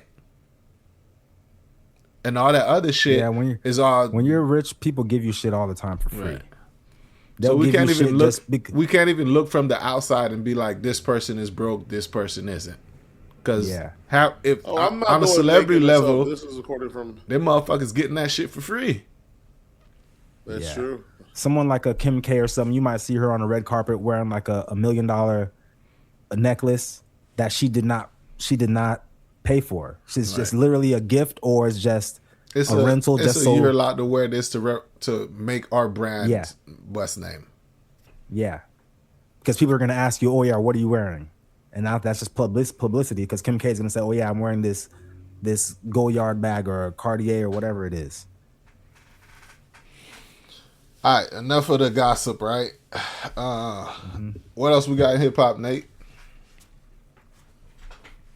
Your boy Future. Did we talk about Future dropping the album? Nah, Future Hendrix dropped again. Is it good? Any of y'all heard it? When you switched up on Future, I listened to it twice, and I listened to it after I heard the slander, and I gave it like a B minus. There's a song people hating on online. I'm hearing it like he's saying he has like a different voice. And then somebody told me like, oh, swear, there's gonna be one song. Hard. I love that shit. And somebody told me like, oh, there's gonna be a song. It's called 2018. Yeah, I'm like, is this supposed to be bad? I'm like, this shit kinda when they said that shit, dude told me, he's like, yeah, you're gonna come up on a song when you hear it. This is probably his worst song ever. When I listened to it, I was like, oh, this shit fire, but I'm pretty sure this is the song he's talking about. Exactly. That's exactly what I'm hearing. I was like, niggas is sleep if they think this is the worst song ever. Exactly. This shit is fire. I'm like, yeah, niggas got the wrong ears on. This shit going.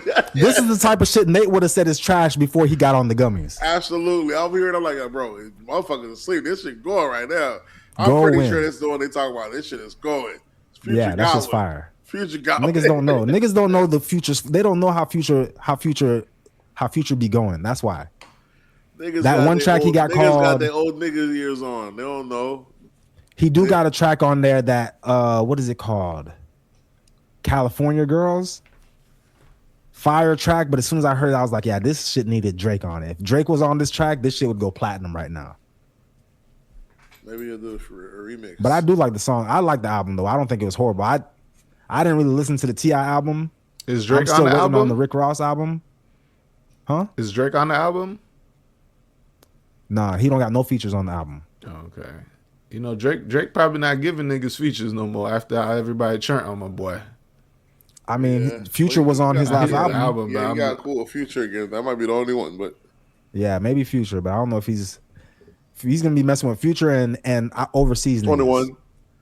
21 for sure. 21 Future. He's fucking with Shay and them. He's fucking with the OKC team.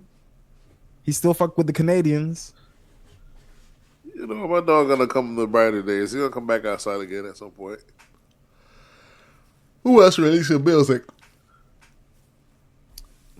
Rick Ross supposed to be dropping soon.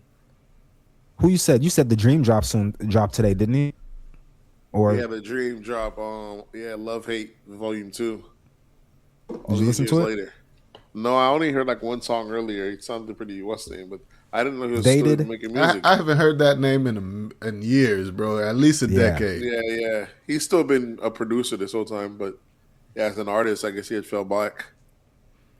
But when we talking about music being released, have y'all heard the Jadakiss, Fat Joe, and what's name? Young Miami? Yeah, Fire Track. Yeah. Fire Track. I've been trying to tell Swerve Jadakiss is top 5 dead or alive, but he didn't accept it. Am I lying, Nate? I might give you that. I might give you that if you want to say lyrically. Yeah, that's what. If you want to talk about bars and lyrics, yeah. But top 5 is encompassing a lot more than just lyrics. Top 5 rapper dead or alive. When we talk about rapper, we talking about words. No, I think top 5 rapper and top 5 lyricist is two different things. Yeah, because I can put Fabulous on top 5 lyricists. I wouldn't put him on top 5 rapper. My top 5 rappers is Jay-Z, Wayne, Kanye, Drake, and is that 5? Eminem. That's my top 5 rappers. Eminem is on my top 5 lyricists and top 5 rappers.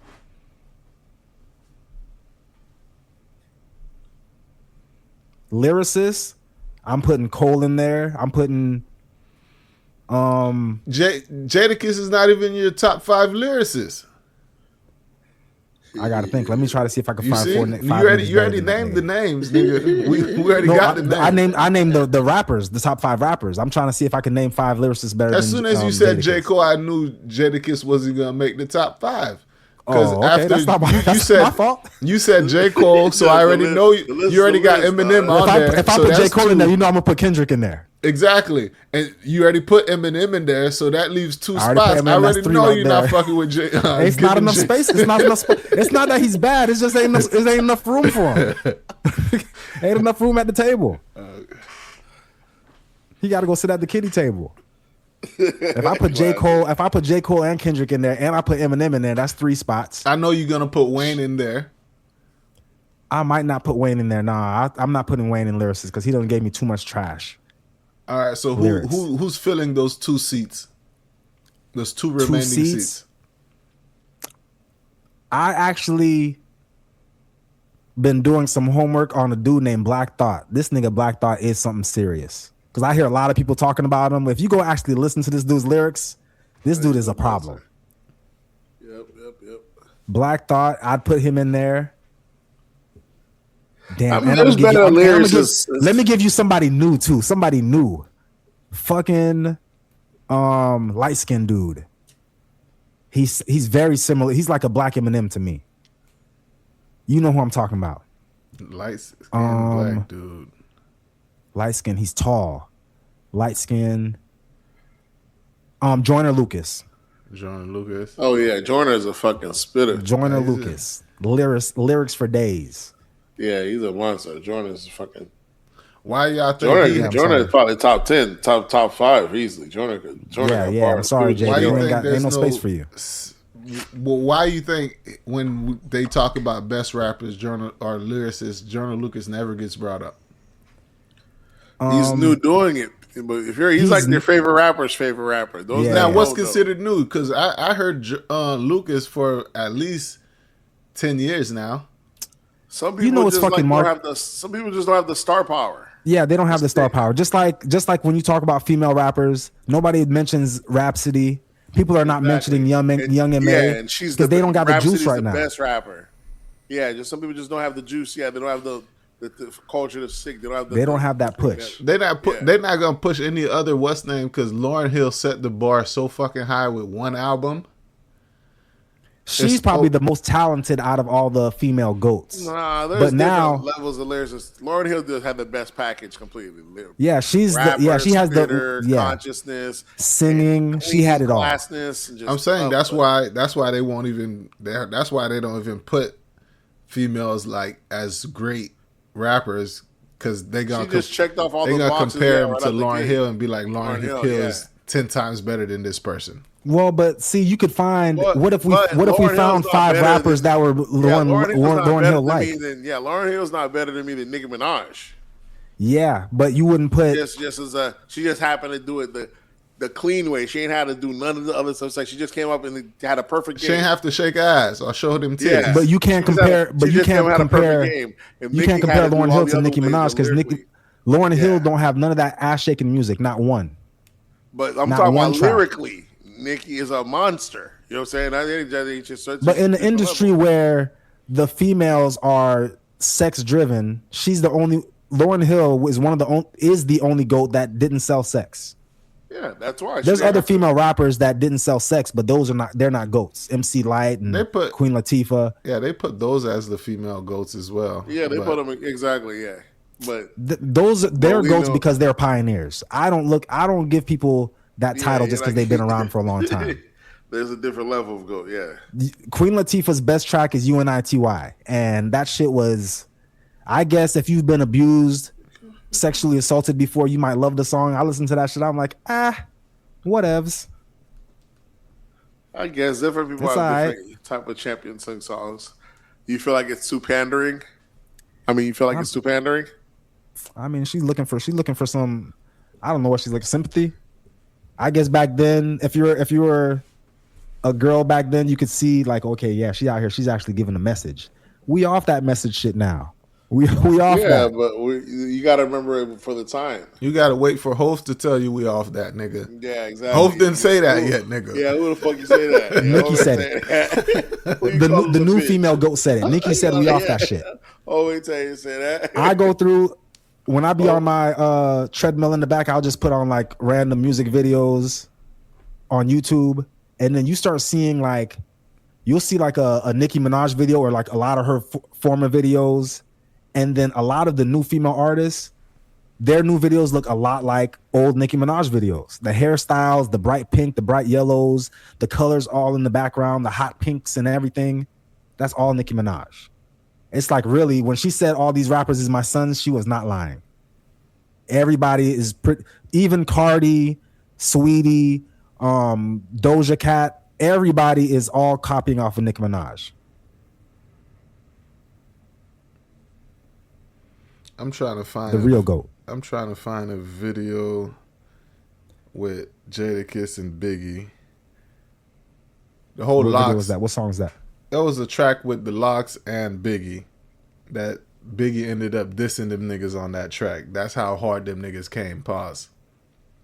That's how the same track. All on the same track. That's how hard the Locks showed up to that studio session. When Biggie heard their verses, that nigga dissed them on the track. Oh, he had to change it up. Yeah. I have it somewhere on my YouTube. I'll send it to you later. Yeah, them niggas is good for what they are. Them New York rappers, you know. Oh, you insane? Jada's one of the best spitters in the game. Yeah, New York rappers. Best to ever do it. Niggas be angry rappers. Angry rappers, I don't. It's not that he's angry rappers that be angry rappers. I like. There's different tiers of rappers. If you're in the lyricism game, he's the best. He's in the top 5 lyricists game. So it just depends on what your gauge is. I like rapper. I like game. He's the top 5. I like lyricists that got swag and they got substance. They can give you both. Yeah, he has all that. My dog give you what if, and he got you forgot it. Why my dog? You forgot what Jada does at verses. Yeah, I know Jada got bars. Jada got bars. You got to make you a believer. Jada got bars. I Jada got the bars. verses when he was. I sent the track to you guys. This is 90s music. When y'all get some time, listen to that shit. The same Swerve issue. Forgot the verses all the time, all the shit. Swerve all the time. Jada set the culture during the verses during COVID.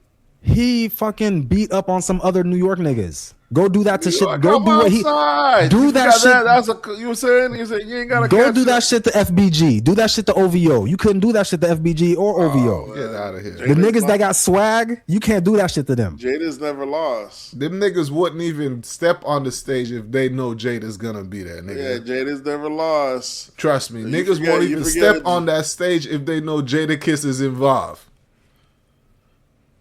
Bro, Jada ain't here. We forgot Jada. Jada did the Dipset. What he did the Fabulous. What Jada did the Fabulous. The niggas unfucking defeated. He led the spot you was about to give to Fabulous, nigga. Look what Jada did to Fab, nigga. You can't give him that spot, nigga. But you know why I was gonna give it to Fab before I gave it to Jada? Because Fab got the lyrics and he got the swag. You forget? Jada's just a lyricist. We had verses. This happened. Yeah, I know it was verses, but listen, this is what I'm about to say about the verses. If these niggas didn't have that 30 seconds of talking shit before this track came on to lead the audience and to be like, oh, all that extra shit. Oh, them niggas over there, them niggas not. All that extra shit is what got him they go. If it's just strictly music and we just strictly listening to bars and niggas don't get a chance to shit on the other side before they put on their track. Now y'all know I'm the biggest Dipset fan, nigga. I went in there with 100% facts thinking Dipset was gonna wash. And I was the biggest fan because you're thinking about the music. That's why you thought they was gonna wash them. Because I'm thinking about the music and the style. I'm thinking about Dipset cultural impact and what they did that for. But when you just remove all that shit and just go bar for bar, music for music, that nigga Jay-Z Jadakiss fucked them up. They did a whole thing style. That's why when you're doing verses and it's a battle style, a battle rapper is gonna always shine in that environment. Man, just crowd Locks control. And them, they like battle rappers. What you think? All them New York niggas started off with battle rap, Swerve. All them niggas started with battle rap. All of the New York rappers. Fab started with battle rap? I guarantee you, it started with battle rap.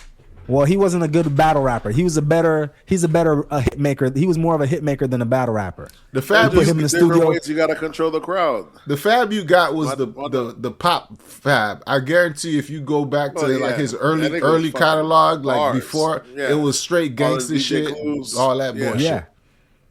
Well, the Fab that I know, the one with the little Mo hits and the hitmaker, hitmaker Fab, that's the hit. That's the Fab I know. There's a whole different mixtape Fab, niggas, straight gangster Fab. My dog for the beast out here. Fab's one of those guys. Like I be telling these old rappers to sit down. Fab's one of the guys. Like, no, you can still keep going. I know he still got it. I'm telling these old rappers that don't got it. Though. Fab got a whole industry catalog, the mixtape catalog, then the series, the R&B remixes. He have different tiers, and now the dudes doing the podcast. Yeah, that needs to be the barometer. If you doing a podcast now, that means you need to hang it up. You don't need to be rapping no more.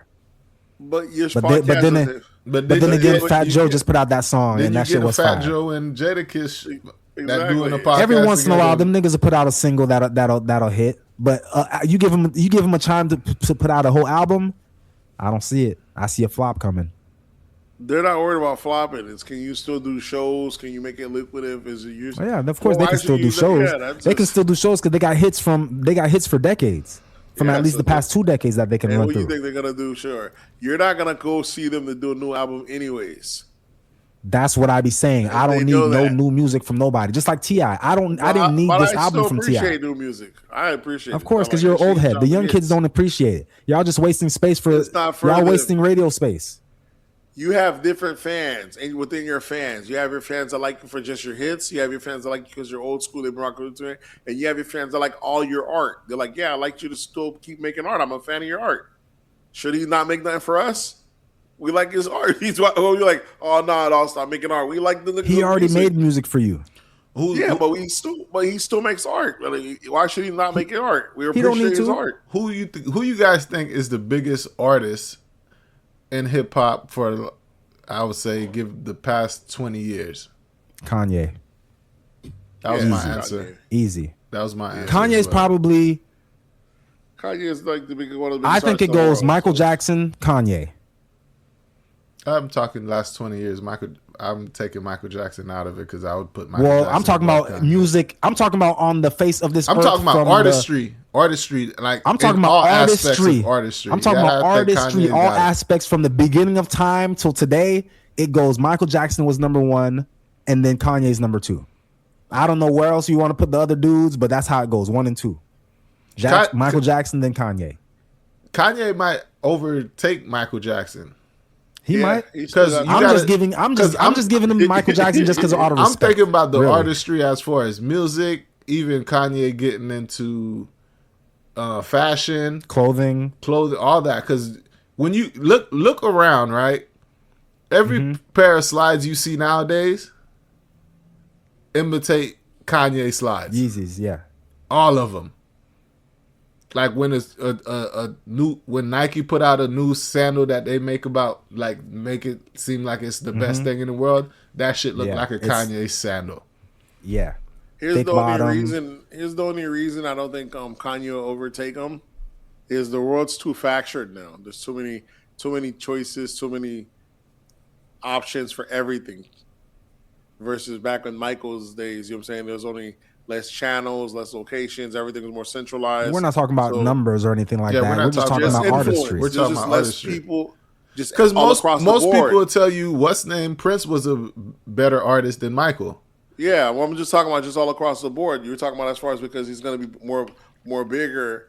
Kanye is not going to ever get to the level where Michael was because more people even just knew about Michael because there was less artists back then that covered, there was less stations back then, so more of the bigger ones covered more ground. Your bigger pop stars. Michael's just, like you said, Michael's the nigga pull up on you, people die.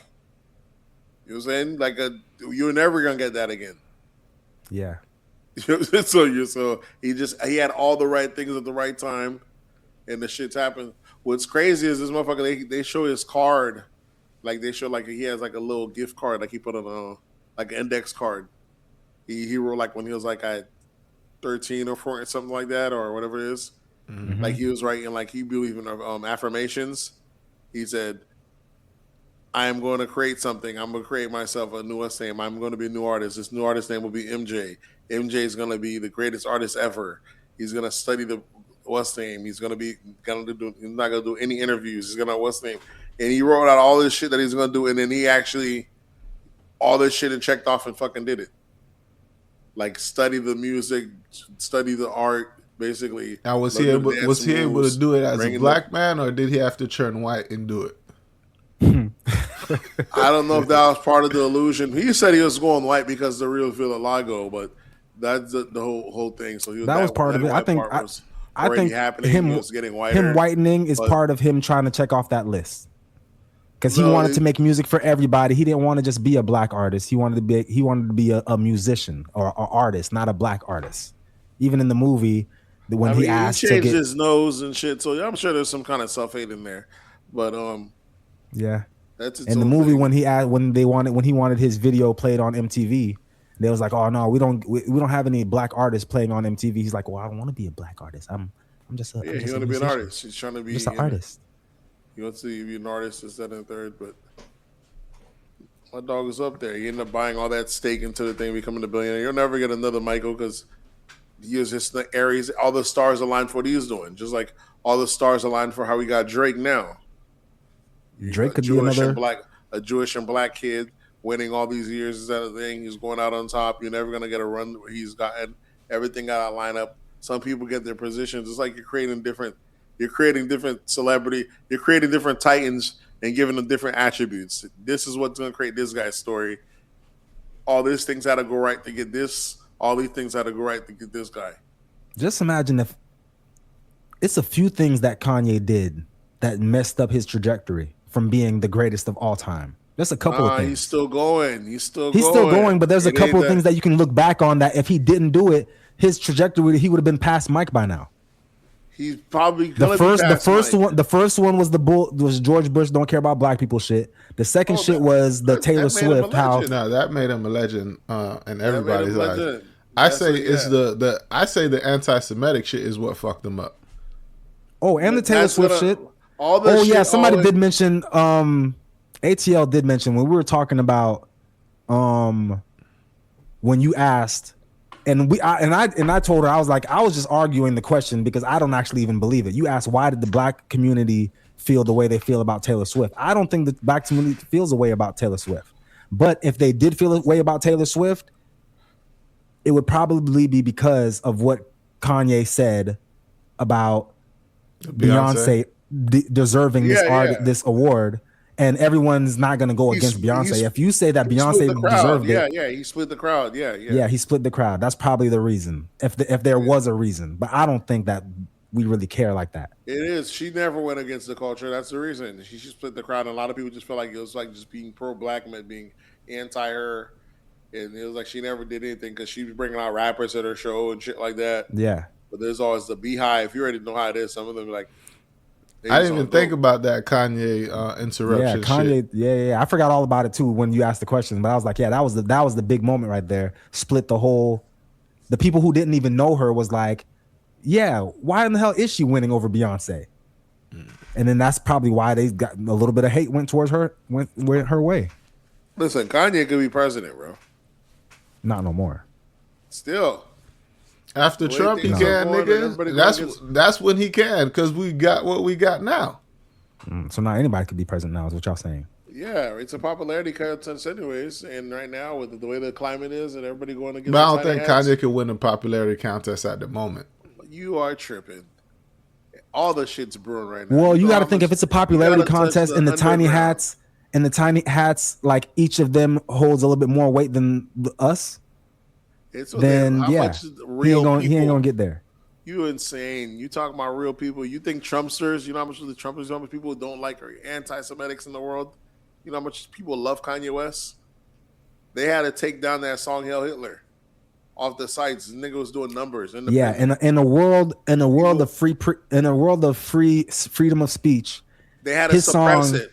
His song had to get. Yeah, they had to suppress it. So you think they're not going to suppress a guy who speaks on hate, especially of those people? You think they're not going to suppress him from becoming president? They're going to try to stop him. But if he would actually run in what's you talking about if America? Now you're talking about if America had fair elections. Now that's what you're talking about.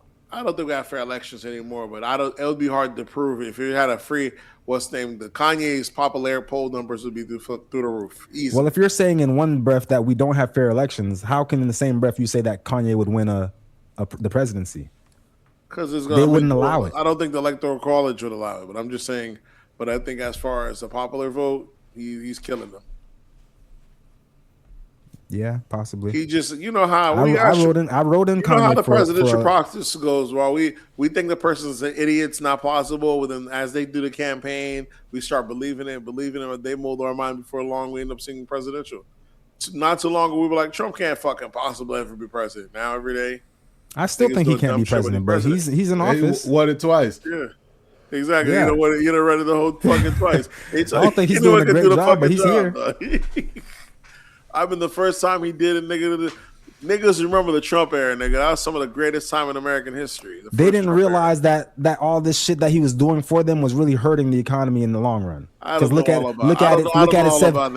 it 6 years later. Look at it 6 years later. I ain't gonna go all into the weeds. 6 years later, I can't even tell you what I did with that stimmy. I don't know about all that stimmy. All I know is you got a house now. We got plenty of stimmies changed since Trump. We damn near got stimmies from like the last 8 presidents.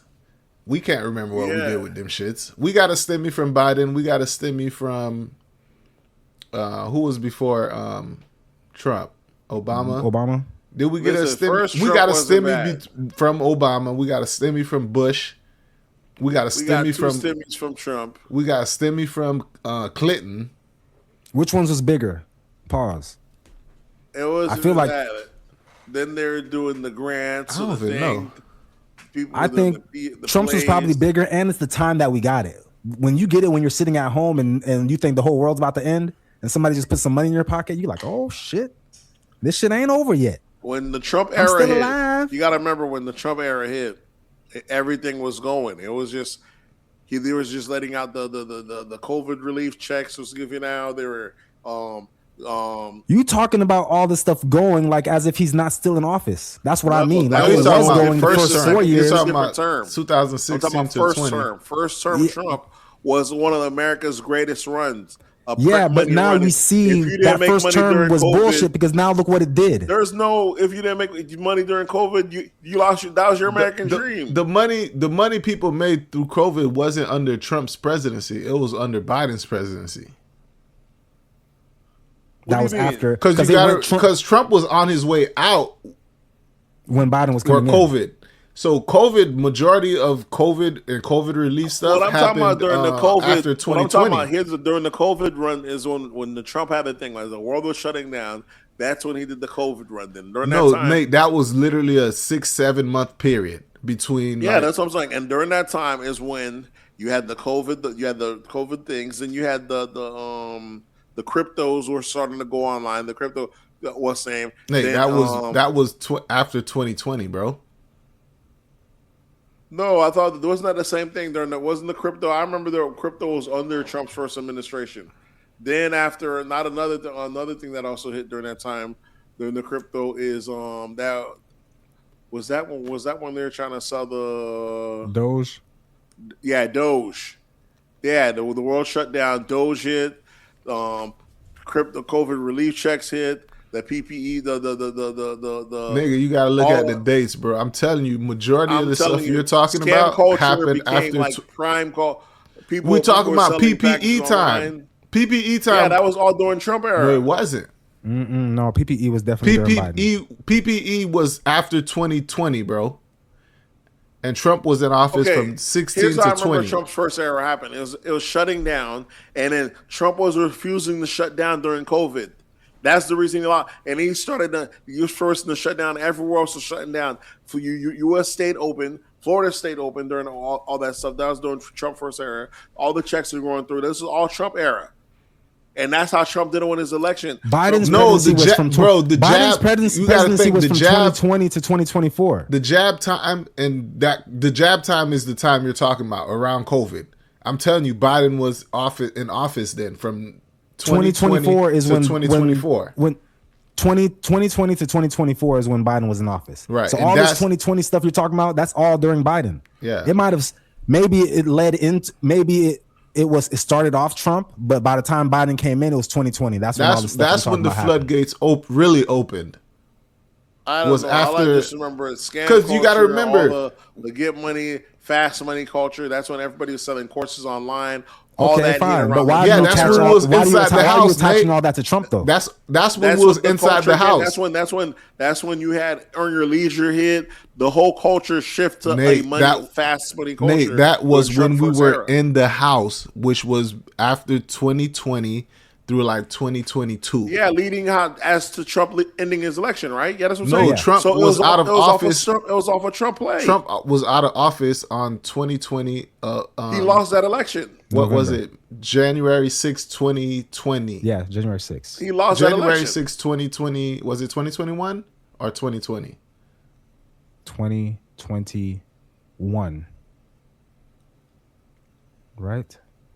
Okay. Because here's what happened. He ended up winning. I mean, we already know he was winning. It was near the end of his thing. It was near the end of his thing. That's when shit started hitting. I don't know about Trump's whole first term. We're talking about near the end of his first term. However, that's when shit going through. That's when he opened the floodgates. That's when the police started hitting. Yeah, but by that time, Biden went into office. But that's it. I say to me, the floodgates was open when PPE hit, and PPE was under the Biden term.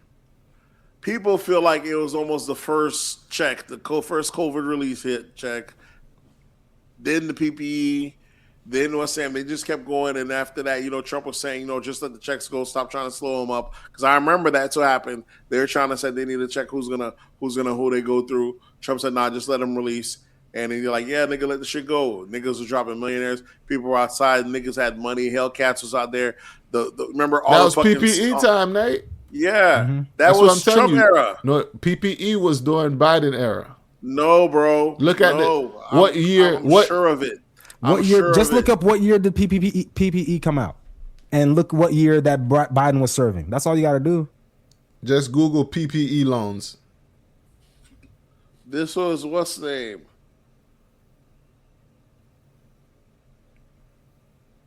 See, PPE, the application closed May 31st of 2021. 2021. That was definitely while Biden was in office. I didn't say that that's when it closed. I'm just saying when they opened.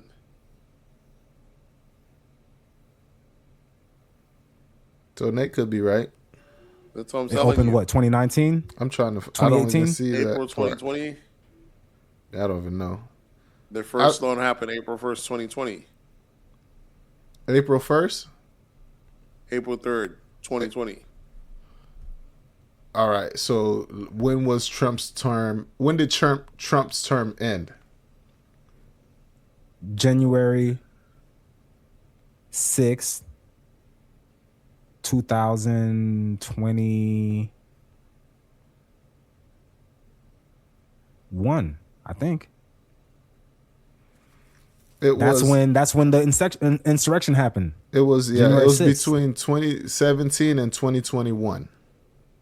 January 20th, 2017 through January 20th, 2021.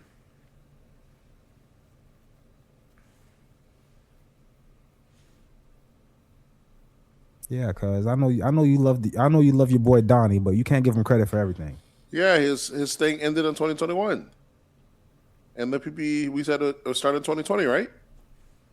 Let me see. I don't remember what we said. Yeah, that's what I'm telling you. So that whole year was his last year. That's what I'm saying. Nate might be right. Yeah, his last year out the door, he let motherfuckers run that shit up. I wasn't involved, so I can't tell you. They spent the next 4 years after that going after him, trying to lock him up, trying to go after that. Remember shit that, and then they thought they put the boy against the back, and then the boy had to run again, and now y'all niggas got my dog mad, and he's raising hell. We're all paying for it, sadly. Nigga got my dog mad. Y'all done got because y'all motherfuckers came for the king. Y'all, you got it. Like this, when you aim for the king, you better not miss. I don't think his first term. I don't think his first term was bad, like for the economy. They should have just let him go. Exactly. It wasn't bad for the economy, but we don't know what the ramifications didn't hit to the next presidency. Ramifications. There we go. That's what they say about every presidency and what's name. They always say it doesn't. Because you're never gonna see what's happening while it's happening. You don't see it till later. It's a scam, anyways. It's just a play. You start giving out free money. Everybody's eating at the moment, but you don't know how it's gonna affect you during the next presidency. And then when people's hungry and gas prices is high and groceries is high, and then we're looking at the president that's in office now, and we forget about the president 4 years ago that was giving niggas free money. All right, what else, nigga? What else we got in hip hop? What's going on with your boy DJ Academics and Charlemagne the God? I seen they had a sit down this past weekend. Basically going back and forth with calling whoever is more of a patsy for Rock Nation. They had a sit down together, or was it like on one of their podcasts, or what was it? It was like a mutual sit down where someone recorded and they went back and forth and debated each other and shit like that.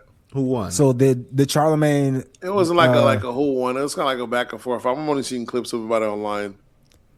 Did Charlemagne dispute the fact that he's Rock Nation? I know he on the radio. No, he said he been knew. He was like, it's like public knowledge. Like it's the sticks out there. I never was saying anything. He like Charlotte, but come on. There are so many points which no way. Charlotte Charlemagne saying that this was public news. Like he was like, yeah, like I don't see it's a big deal. I mean, he's still denying it on the radio now, like today. The shit just sounds so like you almost are like, bro, are you playing with? Yeah, you can't be serious. Charlemagne is doing magic. That's why he's Charlemagne the God. He's creating magistry.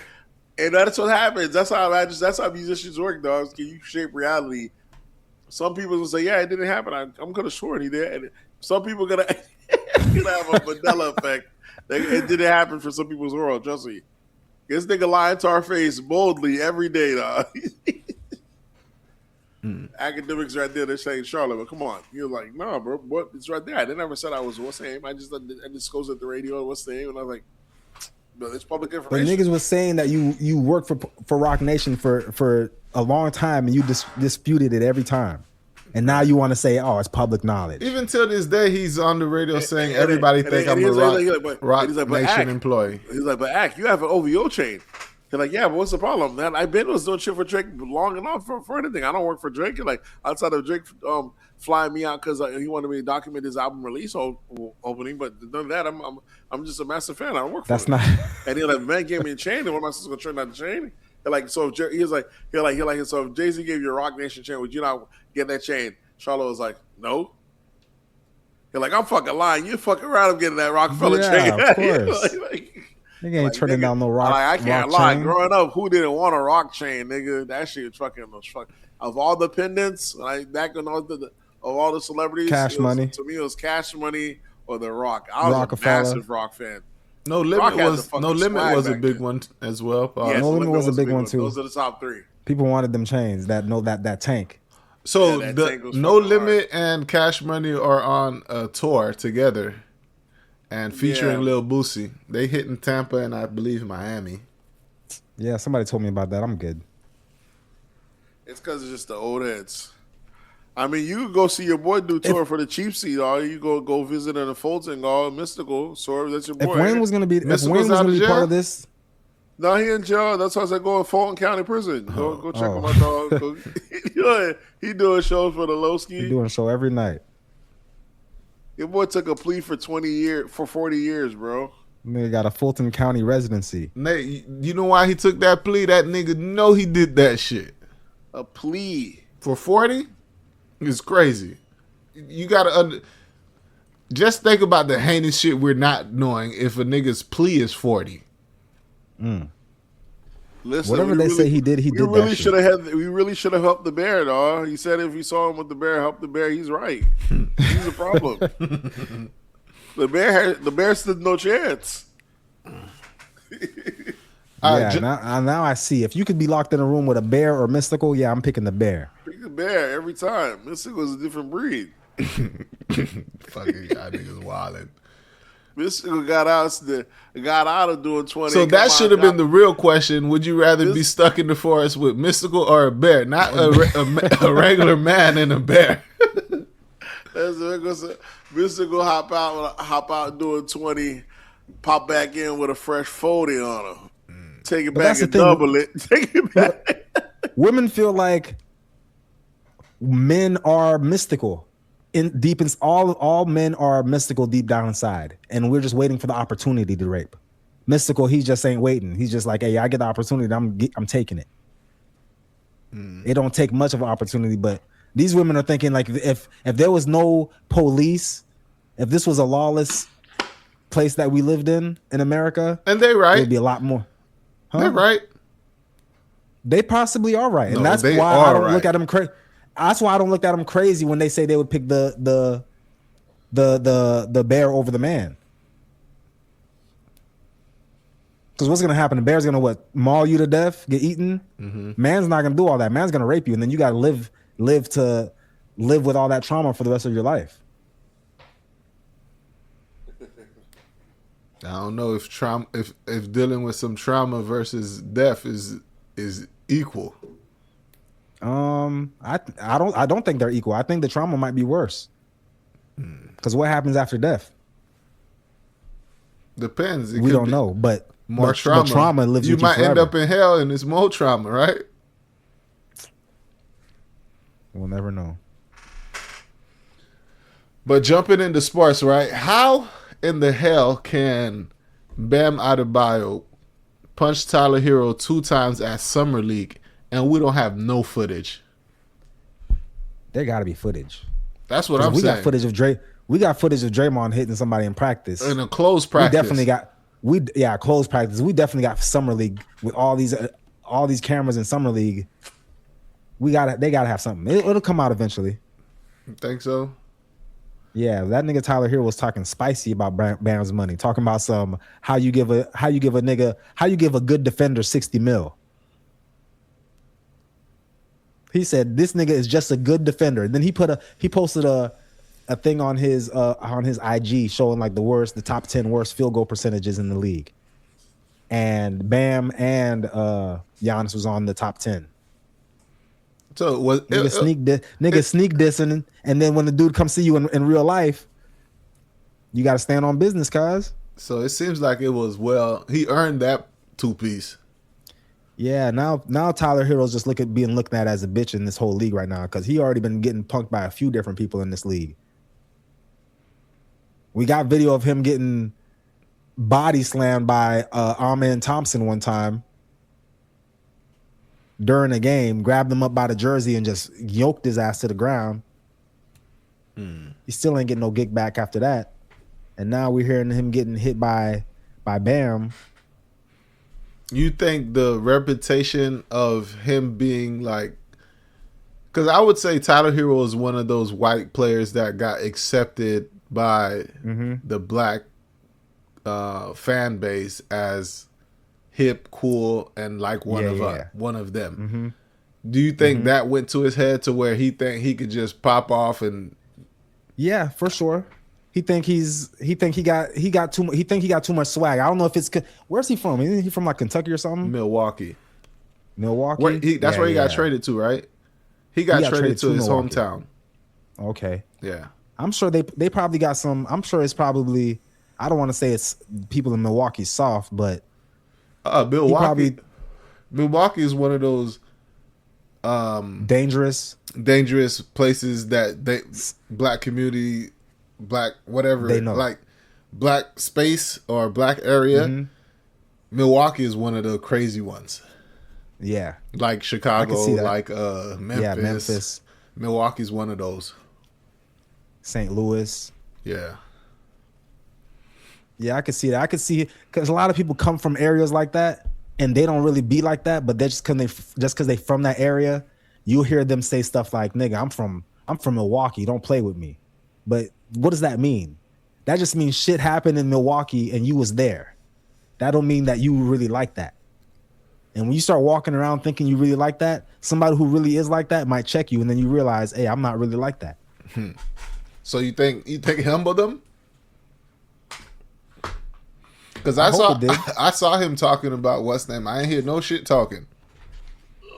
When they talking about Bam, talking about the Heat. Oh, and when I guess he got an interview after it was alleged that he got punched by Bam. Yeah, I ain't hear it. He was talking about how he reconnected with the other players and Spoelstra and stuff like that, but I ain't hear no shit talking. Yeah, you can't talk shit now if you done got hemmed up. You think they asked him about it?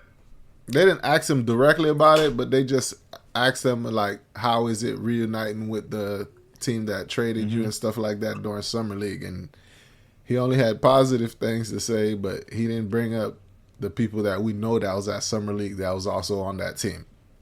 Yeah, all the negative shit he was saying it on his IG, talking shit. Even I don't know who he was writing, but some text got leaked. Him talking to somebody about how Bam didn't deserve the money that he got. Sound like that nigga was hating, bro. Yeah, you could hate on a dude, but when you start bringing money into it and you start pocket watching and you start letting the world know that I don't deserve this money that I got, don't worry about my pockets. Is it from a burner account? Nah, it wasn't no burner account. He was texting somebody. I think the text just got out. So I can't have an opinion, though. I'm getting my ass for having an opinion. You can have an opinion. Just the person you have an opinion also has an opinion. They can check you on your opinion. But you can have an opinion, Nate. Just don't let it get out. Yeah, keep that shit to yourself. Online? Yeah, on his IG page, he posted his IG page. He posted a picture of the top 10 worst field goal percentages like last year, and Bam and Giannis was in the top 10. Okay. Okay, and that's how he texted that to his homeboy. No, that shit was on IG. That was on his story. He was talking spicy on IG and Twitter, bro. Yeah. And then someone leaked. And also a text thread got leaked, I think. I think there was a text thread also. I think just the stuff on the social medias would have got him punched. Yeah, that's enough. If I post it for the world, then it's one thing. But if I post it to my group chat, I could be a lot to do. I could do my group chat. You could do the group chat. I don't think shit should be leaking out the group chat, but it shouldn't be. But if it does get leaked out, then you can't control how niggas act. I can't be getting my ass for opinion. You gotta know the group chat though. Yeah, exactly. You gotta know the group chat. But you gotta know if you say there's some you can have an opinion, and if you are afraid that opinion is gonna get out to that person, just don't say it. I'm sure there's plenty of opinions that you have, Nate, that you don't speak out loud because it's not the right thing to say out loud to anybody. Or else it warrants an ass whooping. Yeah, you know the level of disrespect you could go with someone, and I have certain things I say about people who are rape babies. I tend not to say them out loud because I don't know who's a rape baby, so I try not to say them like out loud in front of people. Like I think rape babies are some of the worst people alive. If you ever meet a person who's like a horrible human being, he's probably a rape baby. And you don't understand why he's a horrible person. That's a bad assumption. But he's a he. You clearly said he. It can't be a she. I wouldn't say that out loud because it might turn around to bite me. That's one of those things I wouldn't say. See, even though I know rape babies are horrible people, I wouldn't even say that a woman could be a rape baby, even though I know they exist and they are probably horrible people. But you shouldn't say that out loud. Not touching that. I know a guy who had a baby. Baby ain't even 3 months old yet. And he says, and this was during like the height of the whole COVID, Me Too, everybody doing extra shit, BLM, Black Square shit. Mm-hmm. This guy told me that he thinks his baby, his 2-3 month old baby is gonna be a lesbian. Oh yeah, I can already see it. I already know she's gonna be a lesbian. How you figure a 2 month old is gonna be a lesbian? How? That nigga's just weird, bro. You gotta be weird to tell me that you're a girl, 2 month old. I can tell she's gonna be a lesbian. Was the mom I don't know how you breastfeeding? figured that out. It's because when the baby do be sucking on the titty. Obviously, that's one sign. That's an issue that she's with gonna him be a lesbian. You've seen but that the other issue is that sexual. Yeah, but with your own kid, I could understand where he's coming.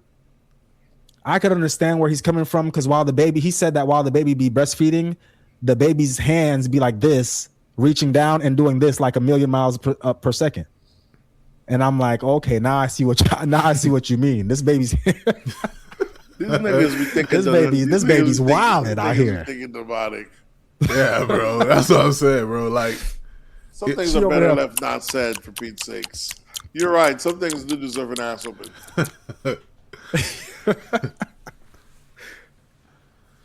Well, speaking of ass whoopings, I thought Conor McGregor was gonna come out this weekend and give us a good old show at UFC, whatever number it is. But did you guys watch it?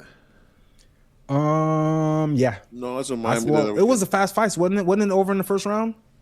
Conor McGregor blew his knee out on his first attack and couldn't really fight no more, and they had to call it in the first round. That shit seemed very after I've been seeing all the videos and stuff, they saying that this dude was been hurt before the fight even came out. It was a robbery. Like niggas who knew was like, yeah, don't put your money on Conor. This is an obvious loss. The man's already hurt before he even stepped into the ring. They show a video of him like putting on his shoes before, like in the back, and this dude's like stumbling already before the fight even starts. And that same move that he did, that little turnaround spin or whatever on his leg, he was practicing that same move. So I guess he knew that was the move he was gonna open with. But how the hell you practicing that same move, and that same move is what you open with, and the same shit, the same move that you practice in, your leg just snaps on that same exact move. Them lights, bro. That pressure is different. It's easy. It's easy performing when no one's watching, or when it's just a few people.